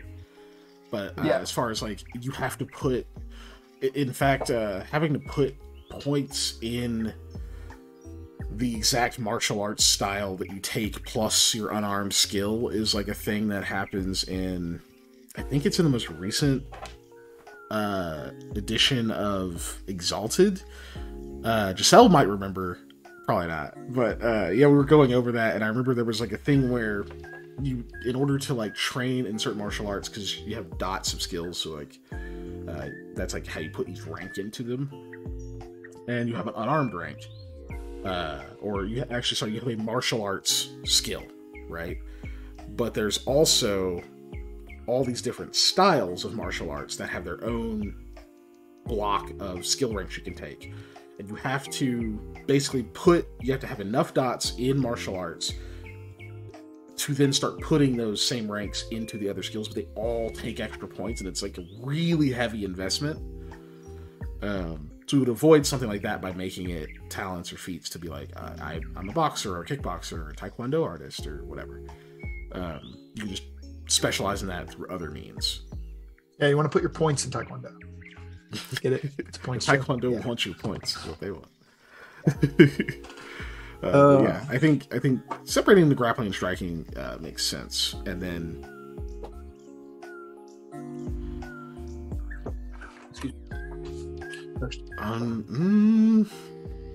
do we put some kind of like improvised / like dirty fighting as its own thing in unarmed too?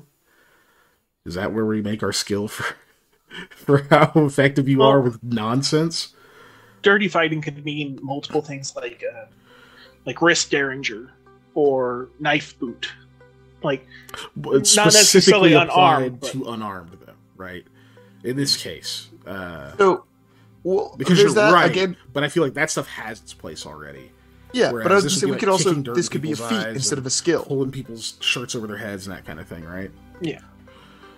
But for that, I will tell a very fast story. So I was in juniors hockey when I was a kid.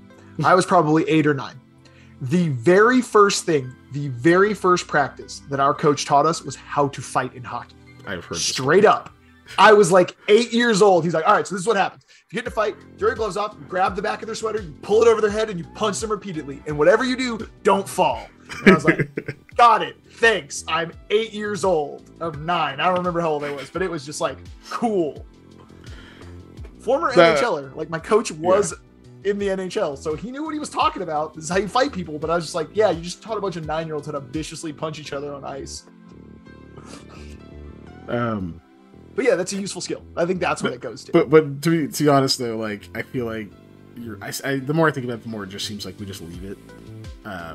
Grappling and striking, and we can put some kind of weird thing together later. That's, hey, you'll get a bonus if you're doing tactics seen as dirty or whatever, and pulling people's shirts over their heads. Or I think that goes into whatever. Like the improvised weapon style thing as like a skill, a feat, not a skill. If it even needs that, because to be fair, like, so this is very. I don't even imagine really there being a lot of like, it's as much as monk is my favorite class, I don't really see that being a thing that really happens here a lot in this system. Like, you could, right? Yeah. But I don't see it being like people just walking around that just, fight off the Eldritch horrors with their bare hands. Like, that'd be a pretty rare thing, especially if there's guns here, right? So I imagine that kind of Wild West, just no holds barred bar fighting kind of shit is just what fighting is. Like, that's just what unarmed combat looks like. I don't necessarily think it needs a specialty kind of assigned to it. And yes, monk is my favorite class. It has been my favorite class for a very long time. 5e monks aren't monks. They're just bad. So, either way, I don't know. I think we're good on unarmed there. I think those two are fine for now, and we can expand if we need to. Yeah. I'm a fan of just striking grappling for now. As skills, as separate, or not skills, as separate styles of combat. However we break that down into skills or whatever. I want to keep those two separate. Giselle says you haven't played one in quite a while. Feels like, though, LL, when it comes to monks. So Giselle, I will counter that with, what have I played? That's what I was about to say. I was going to make that argument for you. The main thing I've got to play is also, 5e, and monks suck in 5e. Yeah, okay. And in 5e, he basically made a fighter into a monk. I did. Yeah, Veruga was punching people all the time until she got that harpoon. Yeah. How can you pass up a harpoon? I mean, it was a nice harpoon. Okay, so that covers those. Now on to the ranged weapons. Listen, JB. Listen. I haven't played a sorcerer, JB. I support you in this. That's all I was going to say. I have not played a sorcerer. I can mute him at any time. Just give me the blink twice if you want me to mute him. By blink twice, I mean close one eye and the other eye at the same time. Wait, what? Are we having to instruct people what a blink is? Is Patrick Leela? I'll just never forget that, which is like, because she has one eye. Are you winking at me? Or? Yeah, are you winking or blinking? Right. Oh my god. Okay, ranged weapons. Yeah. So ranged weapons? Yes, ranged weapons. All for barbarians. Anyways, no. For ranged weapons, I think thrown needs to be a category, right? So just put that under ranged, okay? That works. Yeah, thrown weapons is a ranged weapon, right? Whether it be throwing knives, whether it be grenades, whether it be rocks, whatever it is, thrown weapons needs to be a thing. Yep. Have a good one, Charismatic K9. Thanks for joining and thanks for the follow. Hopefully we see you in the future. Have a good night. We stream every Tuesday. Bye. Yep, we do. Anyways, Tuesday. So thrown, and then firearms probably should be its own thing. Whether we break that into like long and short, like pistols and rifles, basically, and then we could group other things, like if we have crossbows, if we have whatever, they can be grouped into those. But then I think if we want to go with bows, they kind of need to be their own thing. Yeah. Because bow skills and gun skills don't translate. They just don't. They don't. Okay, so we go with... So thrown, we have like long arms for rifles and that kind of thing. Small arms. Pew pew. I mute him. I'm going to time him out for that one. No. I'll do it. I know you not want to. Knowing you, I'm knowing JB. You can do whatever you want. You're your own person. No. Dead Rising one up in here. Spit is not a weapon. Yeah. Even though it is considered assault to spit on someone. No. However, I will say assault is not actually harming someone. Battery is when you hurt somebody. Assault is threatening to hurt somebody. So it makes sense. I'm going to hurt you. That's assault. Yeah, it is. Please stop hurting me. That's battery. I just want to take this moment to Pink say, Himalayan Ones does not. We are not lawyers. We do not provide legal advice in any sense of the word. Do not take anything we say as legal advice. Acid spits a spell, so no. Yeah, that's different. That's acid. Or if it were a, let's say, a like racial ability or trait, that would also be different. Yeah, that would be because then it would be an ability that is triggered, not specifically a ranged attack. Pink Himalayan is assault, and so is C. And what else? Rock. That's assault. Garlic salt. I like. Assault. Sorry. Wow, the person who would have normally made that joke missed it. Gotcha. Bro, this energy drink ain't working. Is this why it was on sale? Is it reverse energy drink? Reverse. It was $1 because it doesn't drink. kick in until like 4 hours later. It's like delay drink. energy. So you're gonna be trying to go to sleep later, and you're just like, I'm awake.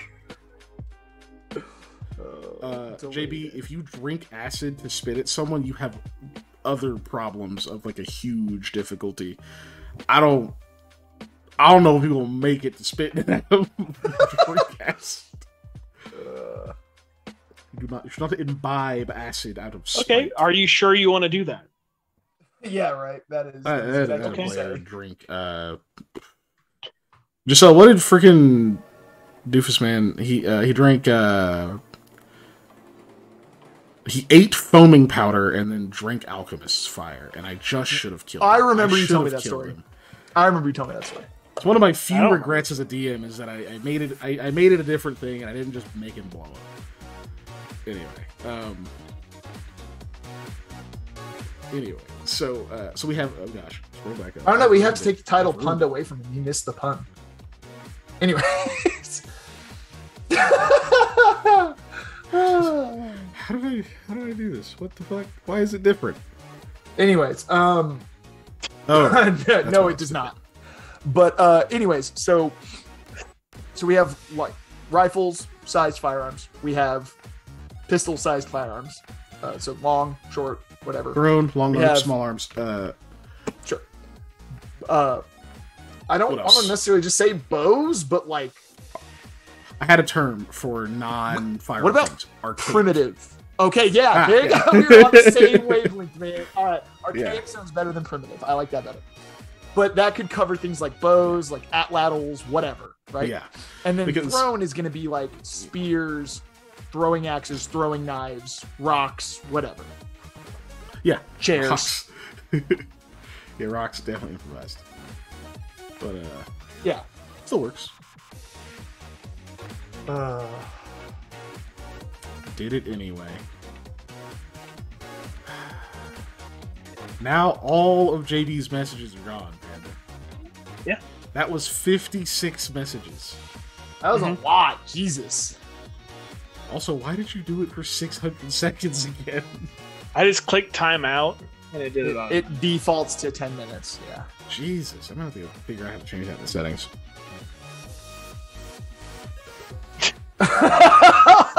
Don't use threaten us like that. Listen, JB, just take it out on Panda. Yeah. You know how. Just mute him in every server you can mute him in. It's fine. Although, actually, I think he's a mod in all of the Just servers. tell him he's sleeping on the couch. No. Oh no, he's gonna kick me out of the bakery again. Just tell him I'll he's kick you sleeping out on of the the couch. bakery. No I'm a snooze now. freaking admin in the bakery. I don't know why. Why do people keep giving me responsibilities? Right, because you're responsible. Archaic, thrown, long arms, small arms. Yeah. Those are ranged stuff. Those are arranged. I like it. That's pretty much it. That's pretty much it. Yeah. Looks good. Looks good. I'm a fan. And then we had magic. How do we attack with magic? Well, Avada. we're gonna have. I like that. Because we don't have spells that Right. we can just write the text in of how they work, right? Right. They're just going. Invoking certain humans will just have specific effects they can do. You choose which of those you're doing. So we need something for. We need a few things, right? Obviously, we'll have shit where it's like, you know, you are, I don't know, throwing fire at someone, right? Is that a thrown skill? Or is it different because it's magic and you're not actually throwing a physical thing? That's what I was gonna say. I think we do a ranged magic skill and a close magic skill, basically. So for the ranged one, obviously, any attacks that you're at distance, that's gonna use that. And for the close one, it's gonna be basically what are akin to touch attacks.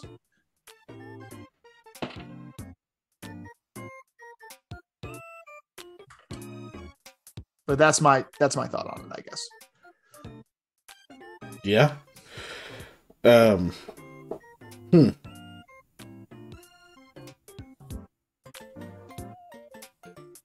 Okay. I'm thinking.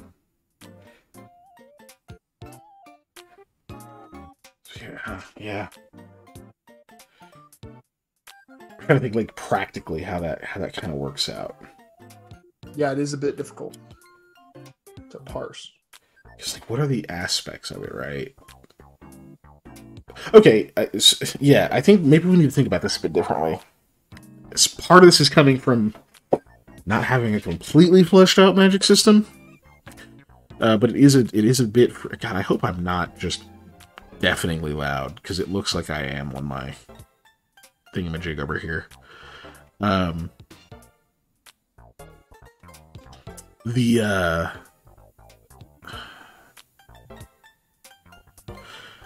It's a bit. There's a bit of freedom to our system, right? Because again, we don't have like a spell book or whatever. It's like, okay, choleric humor can do this stuff with like heat and fire, and get creative, or just do what it says on the tin.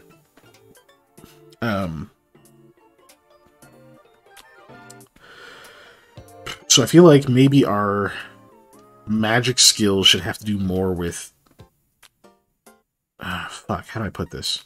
So I think there's a skill like shaping to like shape certain things. Like if you're doing, if you're manifesting water or something, whatever, and you want to like get it into a certain like shape, position, or earth or whatever, right? To literally shape the primal force that you're manipulating. And I'm trying to think of other ones too, right? But like along those lines. There are 3 types of psychic abilities in Warhammer. There are maledictions, witchfires, and blessings. Blessings buff you or your allies. Maledictions harm enemies or debuff, essentially. And witchfires are attacks, right? So you could go off of that, but then also go off of, like, those are how they're used in combat, let's say. But then you could also use... If you wanted to, you could add other things to that, but obviously it wouldn't be those 3 words. But you have debuffs, buffs, damage. Like there are other ways to use magic in combat, obviously. Yeah. But those are 3 core basic principles of how to use magic in combat. True. I think the other thing is we have a pretty good opportunity to hear. Yeah, anyway, whatever. We have a pretty good opportunity here. For these skills to apply both outside and inside of combat. Because if they're just the checks you make to use magic, if they're all the same thing, then we've consolidated a bit more, right?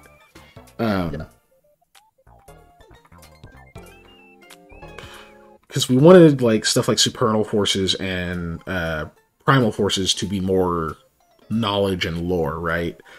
Yep. Rather than application.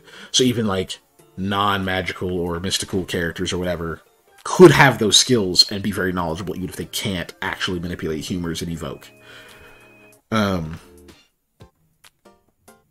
These would be specific to magic. So what do we... Alright. If we can keep it to 3, I think we're in really good shape.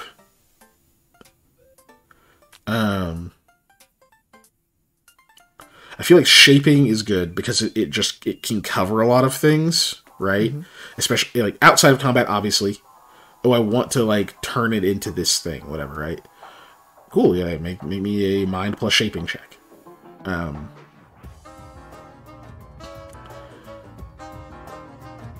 gonna put that down now just so I don't forget and I'm not hearing objections. No, I like it.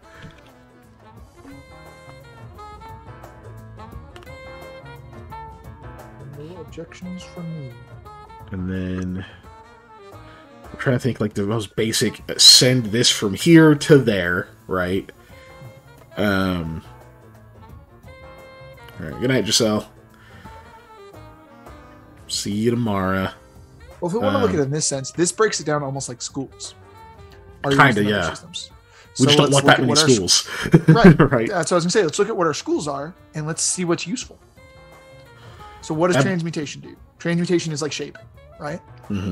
in this case. Transmutation and abjuration, I think, are similar in this respect, right? Mm-hmm. Well, I was going to say abjuration could also be used for, excuse me, like defensive magic, but in a lot of ways. But yeah, no, whatever. So, and then if we have, we aren't going to have summoning, that's a good point. right? No. Or wait, so yes. no conjuration. We don't. Are we like? No. That was old version. My bad. Right. Yeah. So no summoning then. So we don't need conjuration. Right. Well, conjuration would also be to draw things out of other planes, not just creatures, elements, and forces as well. Yeah. Okay, actually, you know what? In this case, if we're consolidating down, we put all of that in like evocation. Because evocation is more closely tied to elemental forces, right? No, but here's the thing, though. I'm realizing this doesn't need to be just 3 things. I didn't say it was. No, I did earlier. Oh. and I'm still thinking that way, and I'm like, wait, that doesn't... No, I was just trying to pull... We just take all the schools, yeah. and then we throw out what we don't need, basically, and then we rewrite what we do need. We don't have to use the school, but we take, like, what is most of the stuff in this do? Cool, we're going to stick this as a discipline. We'll name it something different, obviously, because it's not... Even if we do conjuration, like, it's not conjuration, because we're not conjuring anything, but 2, let's say we stick transmutation and abjuration together, make it one thing that covers all the stuff. Then we stick conjuration and evocation together because we're tossing out all of the summoning parts of conjuration. So we want all the other parts of conjuration to stick with evocation. Yeah. Right. We take necromancy and we take like any kind of healing and we stick that together because control over life at all.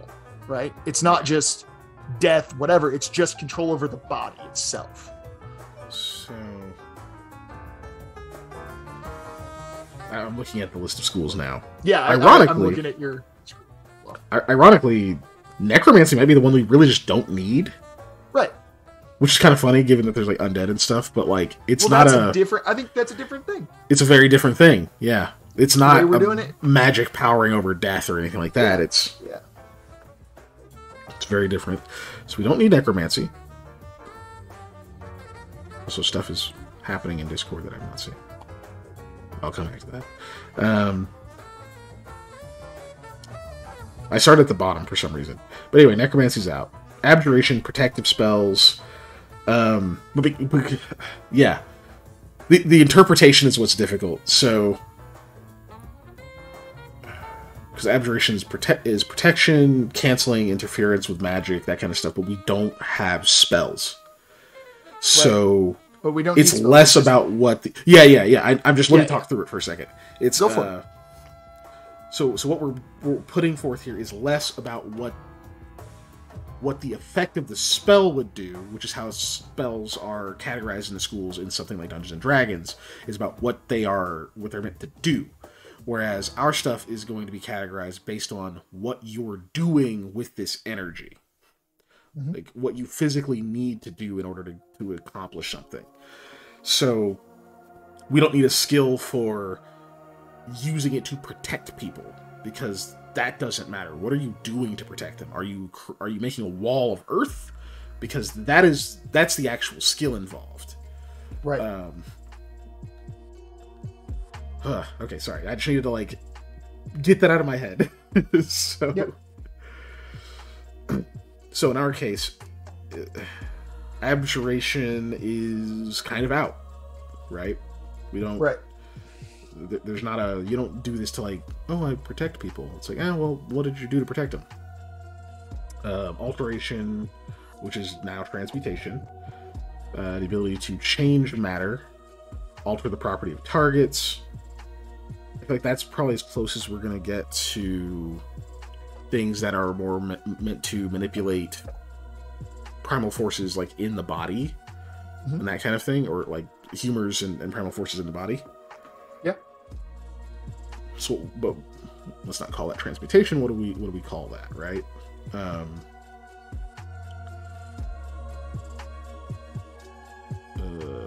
Brain.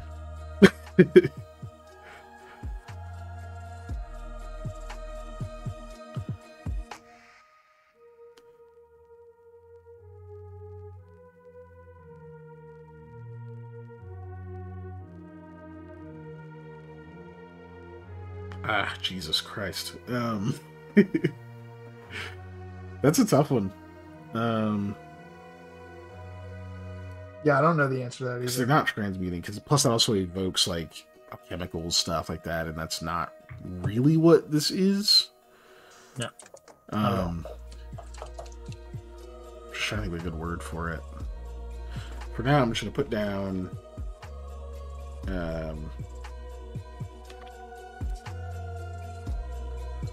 bodily magic. Just because I have nothing. We'll just call it that. That's a thing. Okay. Conjuration. School focus on instantaneous transportation. We don't have. Conjuring manifestations of creatures, energy, or objects, and object creation.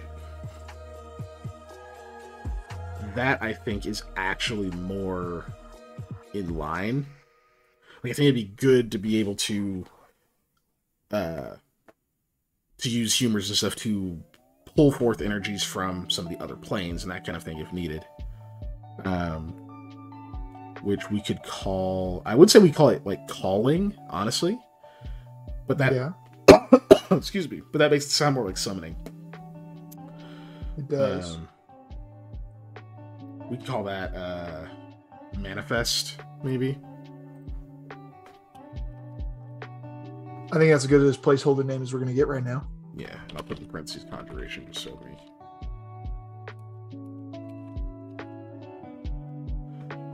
So we got a thing for it. Divination, I feel, is just probably just out. Acquiring and revealing information, that's too magic-y magic, whereas our magic is very limited. Yep. Like, I changed the flow of water to my brain and I can now see the future. Like that, no, get out. No, you can't. Enchantment, don't know that has a place here. Well, unless it's manipulating the humors in other people's bodies to get them to do things. Yeah, we'll say mental magic.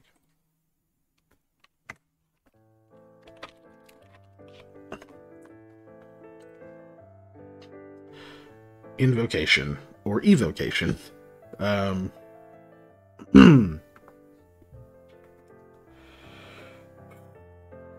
That's, of course, the main thing. Really just calling stuff up out of nowhere.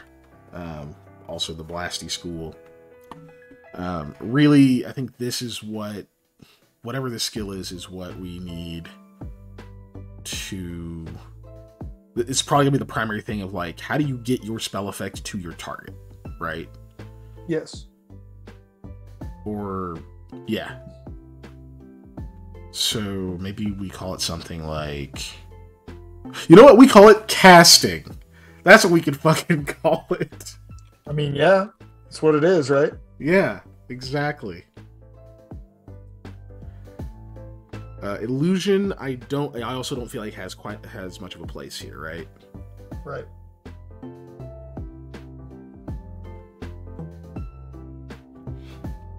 It's not the kind of magic that this universe is really using.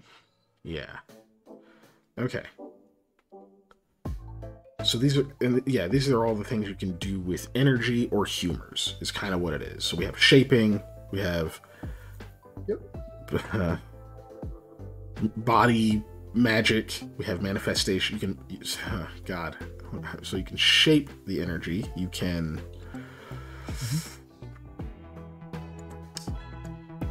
Oof. I'm trying to just think of what you would call it. Shaping is obvious. What do you call it if you are doing something to what's in someone's body? Which sounds really weird. Biomancy. Yeah. Biomancy is also a term for 40k, but that is good a place to learn. Oh, speaking of that, if you want to, we'll again use the 6 psychic disciplines of the Thousand Suns, which are Athenaean, which is mind magic, it's mind reading, all that kind of stuff, right? the Corvidae, which is divination and seeing the future, which we already don't want. Mhm. The Pirae, which is manipulation of fire, which is similar to what our casting kind of boom boom magic is going to be. Yeah. You have the Pavoni, which is biomancy, which is controlling your internal body. And the Pavoni can do this really cool thing where they turn their own electrical impulses in their body into outward lightning, which is rad, but silly as hell. Right. But they can also do things like change their appearance. They can make it so they can breathe toxins, things like that, right? Yeah, Like which is breathing dope. toxic air. So, yeah, so biomancy is my favorite, by the way. The Pavoni are my favorite school. So I said Athenan, Pirae, Corvidae, Pavoni. And then you have the guys who do force fields, and I'm blanking on what they're called right now, and it's bugging the crap out of me. Basically, they make energy barriers. That's the number one thing they do, is they can essentially just create big force fields called kind shields. And I'm upset that I can't think of that name because I know all of the thousand Somatic meaning related to the body. but- Yeah. and then Pirae is fire. So that's their Especially as like, distinct from the mind. Okay. I was looking up what somatic meant, and I was pretty sure I knew what it meant. Biomancy works, though. But I was trying to think, what's the opposite of somatic? I guess I could just Google it for all of chat to see. Opposite of somatic. Because that would be of the mind, especially as distinct from the body.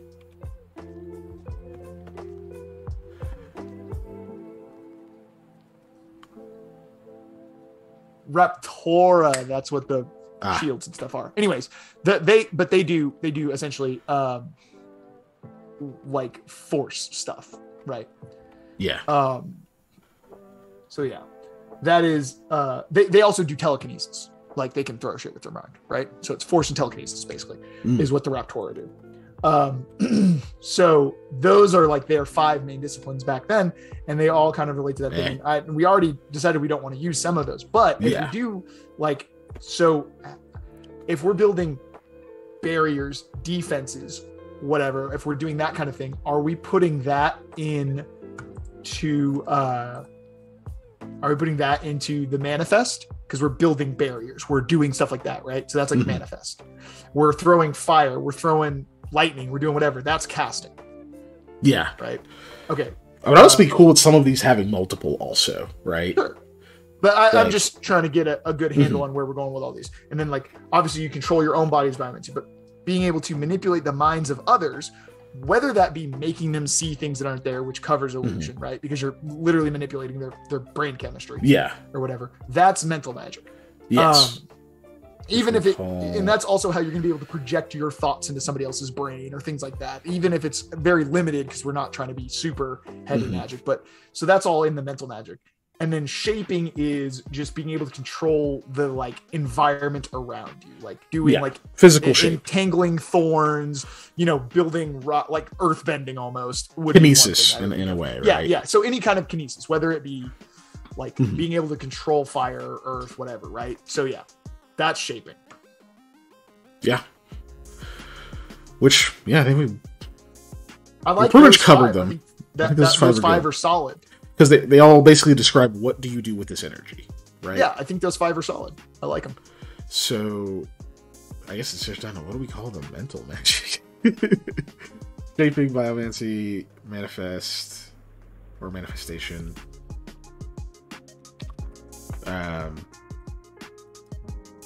Mental magic would be... That's a fun game, by the way. Mental magic, sorry. You play with cards that just have a mana value. They don't have anything else, and you just name a card from Magic with that mana value. So it'd be like 2 and a green, and you just play a card that's 2 and a green. Anyways, and you can only name each card once. So I choose 30mm gun that was produced in 1942. It's the same level of shit that you just said. It's like, unless you know every card. that's the point of mental magic, is to learn every Yeah. card. This is the point of mental magic. Is you use it to greatly increase your knowledge of every single That sounds like nerd shit. So It's Magic the Gathering. Of course it's nerd shit. Anyways, the point being that I'm trying to think of a good. I don't want to call it like a psychic discipline because that's not what it is.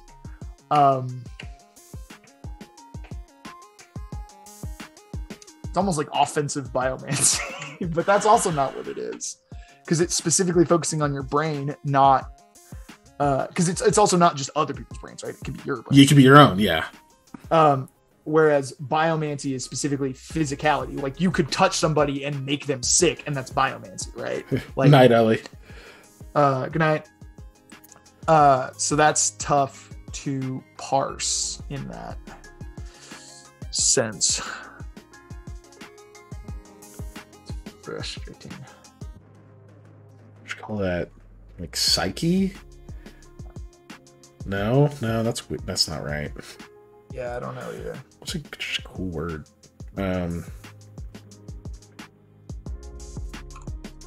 Enigma. No, that's like mysteries.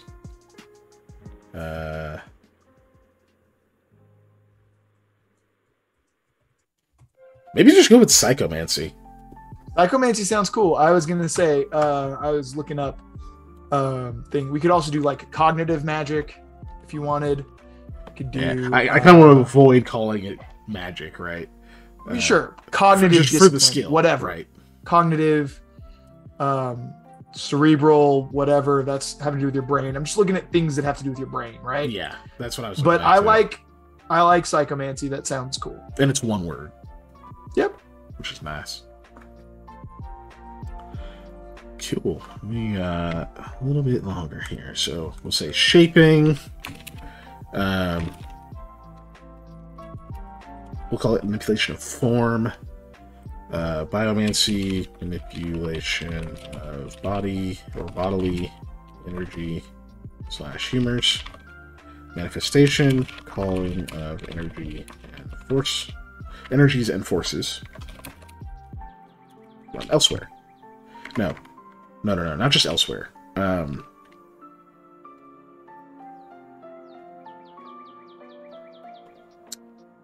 We'll say, I don't want it to be like I pulled this flame from just like another place nearby, right? Oh no, you know that would work. I'll just say elsewhere. That's fine. Psychomancy, manipulation, mental energies, and casting, directing of forces and powers. I like 5 too. 5's kind of our magic number with this game, anyways. Yeah, it's like 3s and 5s. I like having 5s. Yeah. Cool. So, and then something I hinted at that I kind of mentioned earlier is I'm very much okay with doing things with magic. I want, because obviously we've talked about wanting magic to be very powerful, right? Yeah. Supernal a bit bigger in scale and power than Primal. But that's just because it's also going to be slower and probably take a lot more energy. But I'm okay with them taking like multiple checks or something, right? Right. Like I can imagine it being like, okay, so you want to. I'm just gonna keep sticking with some basic stuff. Okay, so you want to form like a big ball of fire and throw it at that guy. Okay, so that's gonna be first manifestation because you're trying to pull together a lot of this energy at once. And then, so it'll be probably like, you know, they make a check that's like mind manifestation, right? Right. And then the next is, like, maybe that's their turn, even. It's just getting this pulled together. Now you got a big-ass ball of fire, you got a huge target on your back, so hopefully you're behind cover. Yeah. And then, like, their next turn is literally like, okay, time to throw this at someone. If they're out in the open or whatever, they're not exactly a difficult target to hit, then you just go, okay, fine, it's mind casting, right? You're just aiming and throwing, or aiming and directing. But maybe if that person's like in the middle of running or jumping behind something or whatever, maybe it's a body casting at that point, because it's more about how quickly they can get that off. But I can imagine that being a thing that takes 2 turns rather than just doing that in one go. Yep, I can see that too. But it also allows for other kinds of layering. You know, maybe they go, fuck it, dude. I have all this choleric humor. I'm gonna manifest for 3 turns and make this the biggest fucking fireball I can. And it doesn't explode, but whoever you hit with it is just ash, right? So yeah, but it allows that kind of interesting thing. And that's kind of what we were wanting people to do with evoking and that kind of stuff in this system. Right. And I like that. I like having multiple options that you can do with things instead of just straightforward spell that gives you an exact description of what it does. I like giving the player some agency and a little bit of wiggle room of, do you want to throw it immediately or do you want to whatever? Even if it is like you can cast in a single turn, it's going to be way weaker than if you hold it for just 1 turn. Right. Right. Or like the check to successfully cast it is going to be way more difficult because you were trying to manifest and cast all on the same turn. And that's going to be a way harder check. Penalties. Yeah. Yeah, you're going to take a penalty to possibly both, but definitely the casting part of it. Yeah. And so I like that because it still gives people variety and options. It gives you like a push your luck mechanic almost, right? Where it is either push your luck in that you're trying to cast super fast, or push your luck in that you're trying to hold this and make it more powerful, or your standard low risk play of doing it over a 2-turn period and making it work the way it's intended. Yeah. Which then gives you, the player, more agency over how you perform an action. And anything that gives the player more agency, I'm usually 100% for. Hell yeah. Okay.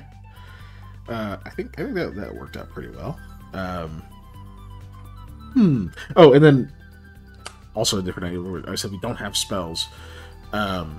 We could have spells. We're not gonna make a spell book, right? But just for the sake of like, I could see releasing maybe like a list of quote unquote spells, which are literally just, okay, this is we just describe a thing you can do with certain humors or whatever, and give it like write down those steps. So we could say this spell, it's not like somebody wrote it in a book and you go learn it, right? It's just a description of an action. So we could, like that example we just gave, write down the spell of Firebolt, which is just okay. Yeah, you manifest 1 turn and you cast the next, or you combine those 2 actions and take penalties. But this is what it is. This is how many humors it takes. This is the actions it takes. Here are the checks. Yeah, and that's as a quick start kind of for people. Excuse me. I like having functionally an example book of things, right? Of actions. Whether that be like these are the actions you can perform, this is the basic, whatever, and then you can modify them depending on what you're doing. Yeah, but also introducing it that way is also a way to, I guess, kind of speed up those descriptions. Like if a group's been playing a while, they don't want to have to describe every time they do the thing that they always do. They can be like, okay, so I wrote down this spell. Can you check this for me? Is this good? Now we both know what this is. When I say I do this, we now both know what checks I'm going to be doing. Right. Well, and I like that. If you're in Roll20, boop that spell you made. And now I can see all the shit, and we can alter it accordingly. So, and if we don't want to call them spells, we can call them evocations because we're evokers, right? Yeah. So that at least gives us an alternate term. That's true. That we can use. Even though people will probably still call them spells. I agree. Yeah. But cool. So that's all that's sorted. Gamers shorthand everything, so why wouldn't they shorthand that? So this gives us our combat skills. We have offense and defense. I feel pretty good about those. We have some actions and things that will maybe come in later.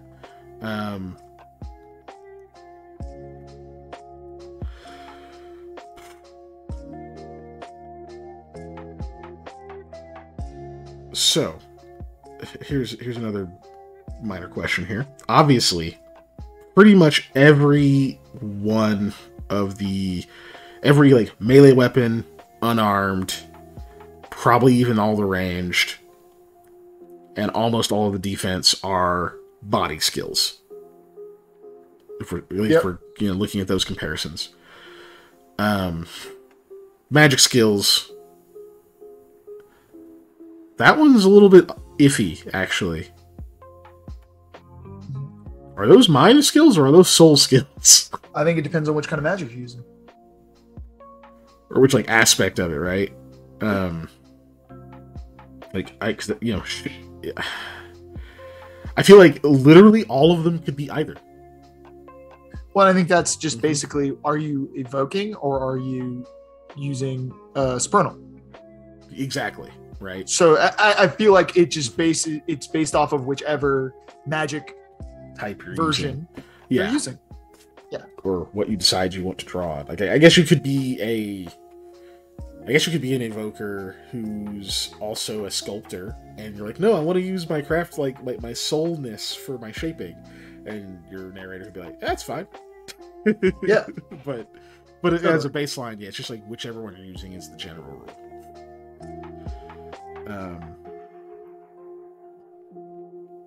Okay, so just for the sake of, so we're gonna pull all of these.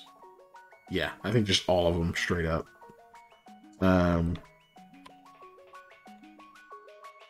These weapon skills are just gonna straight up go under body.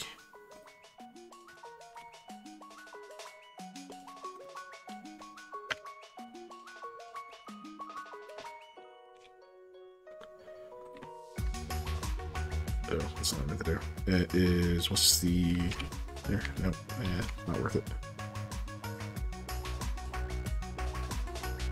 There we go. And then,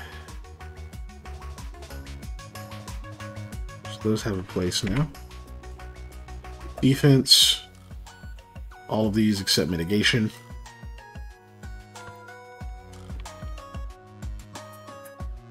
That's not what I wanted.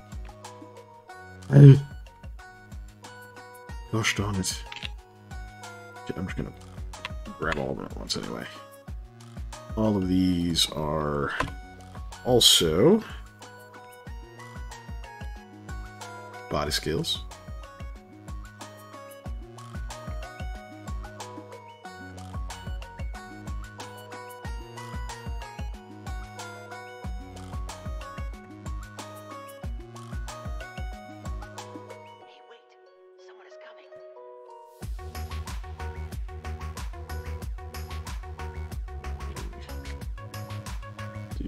This here.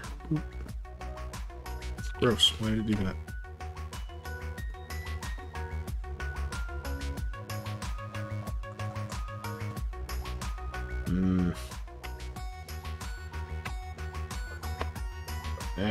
Why?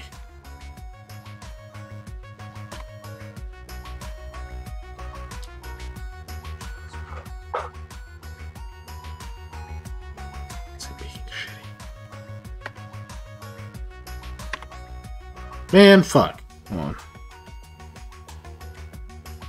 Don't let me do that now. What the hell? Whatever. That's just how it's gonna look. It's ugly and I hate it, but that's how it's gonna look. Okay. So those all go up there, and then mitigation needs to move. Mitigation is under all the magic stuff.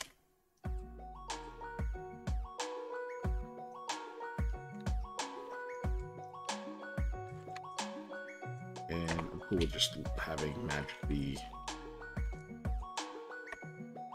its own thing. Yep.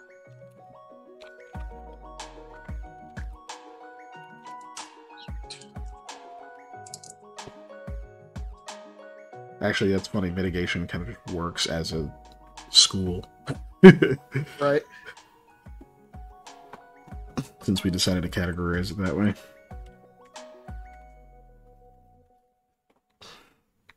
That's what it is, man. It is what it is. So we ended up with abjuration anyway, just in a different way. Yeah, yeah. So, okay, cool. So those are all there. Got them all categorized. Sweet. That is done. Awesome. Oof. And I don't... there's still some skills we need to sort out that need some expansion. But they are this is otherwise pretty much it. It looks like got all the combat ones done.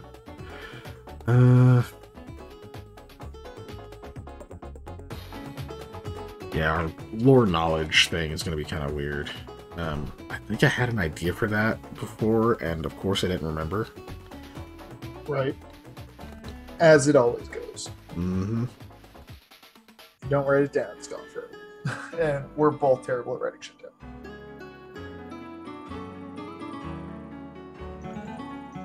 So, I don't know. We have to figure out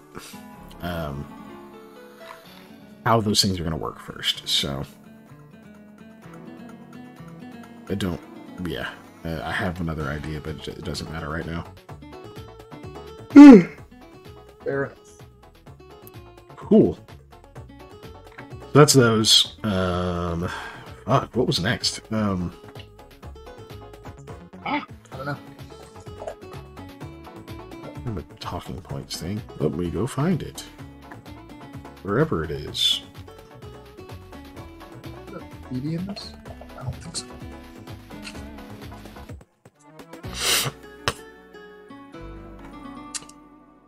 It's hard to get out. Okay, skills we've done.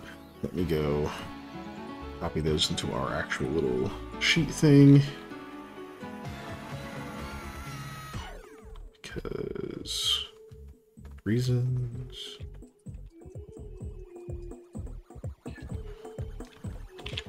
Comprete.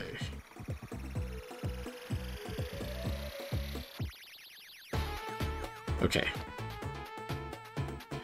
So we still have our main questions. What do players get to do?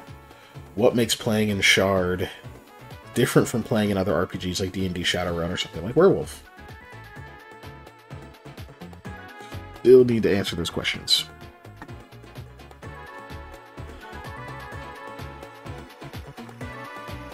So what else? So what else makes a character, right?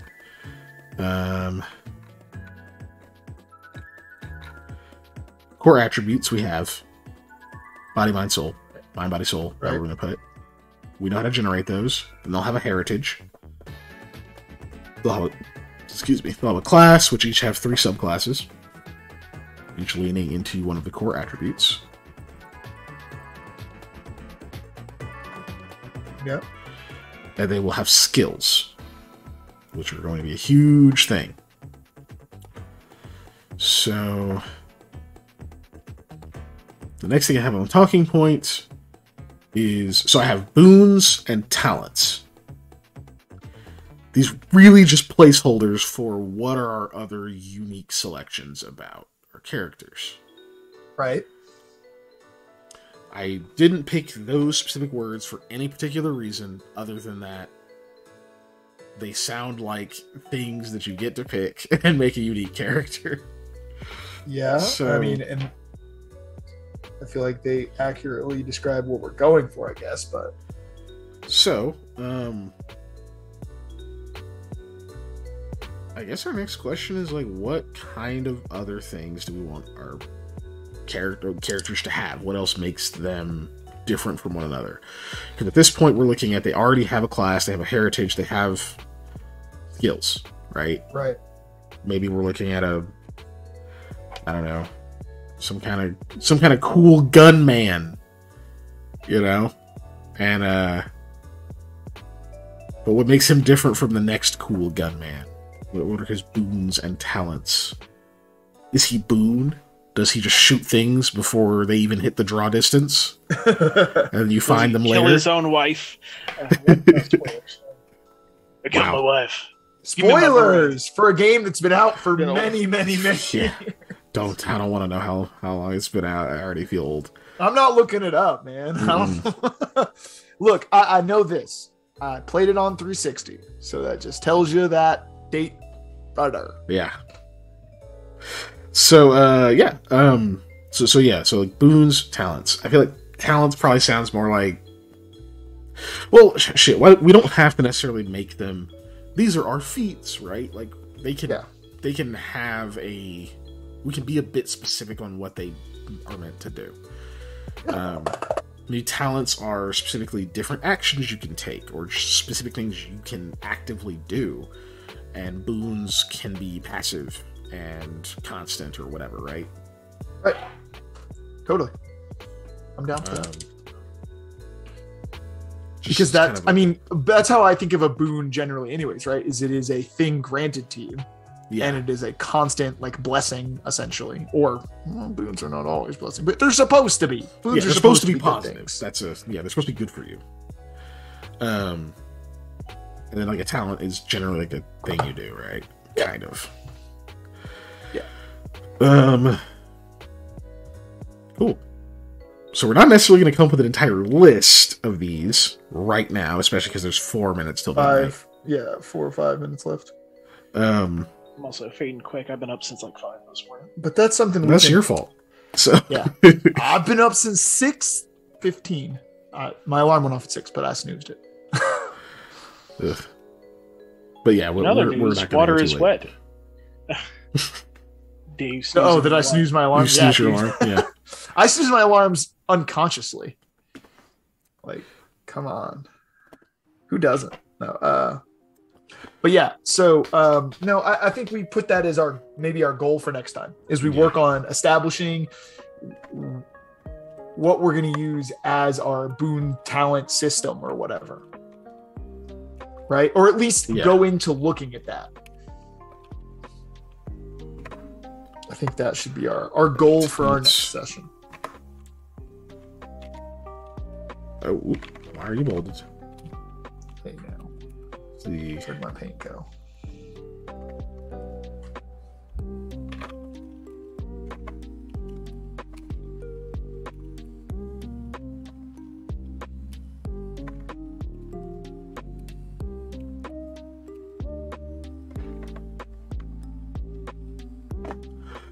Boons, talents, yeah, okay. I wrote down stuff.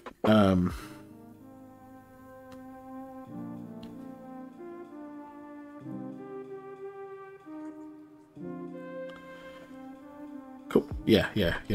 Our next time will be probably going over some examples of that. I'm actually going to put this into our sheet thingamajig, talking points sheet.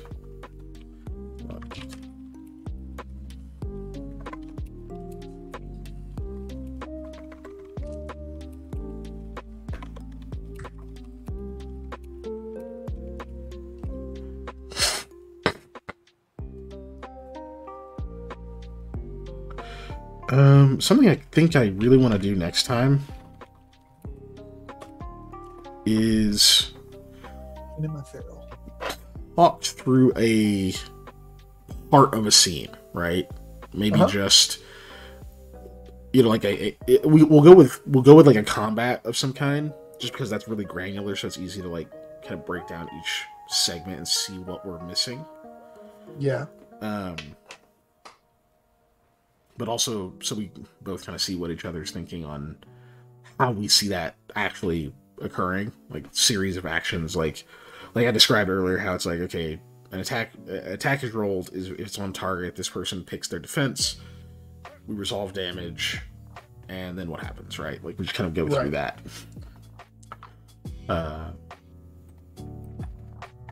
And hell, maybe we do that at the beginning before we work on boons and talents, just because those are going to be so related to action economy and that kind of shit, that maybe we need a better idea of how we actually see this playing out.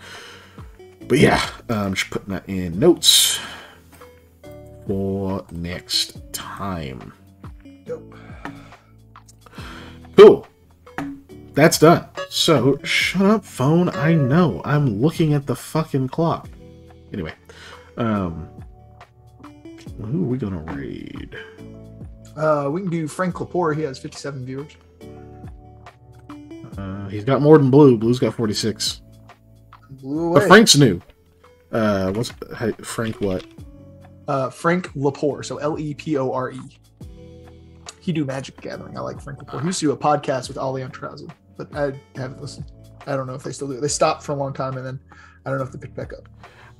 Well, thank you all for attending. Whoever's left, we're gonna go ahead and raid out here. Bye. Yeah, bye. Good night, everybody. Thank you. Raid start. That's why we're on the exit screen. Exit screen. Enjoy the tunes on the way out. Oh, and also join us next week for more into the storm, where we will continue to do things and be stuff. And also, replay of last week's is up on the YouTube. It is. All right, bye, bye, If you everybody. need your fix. Bye.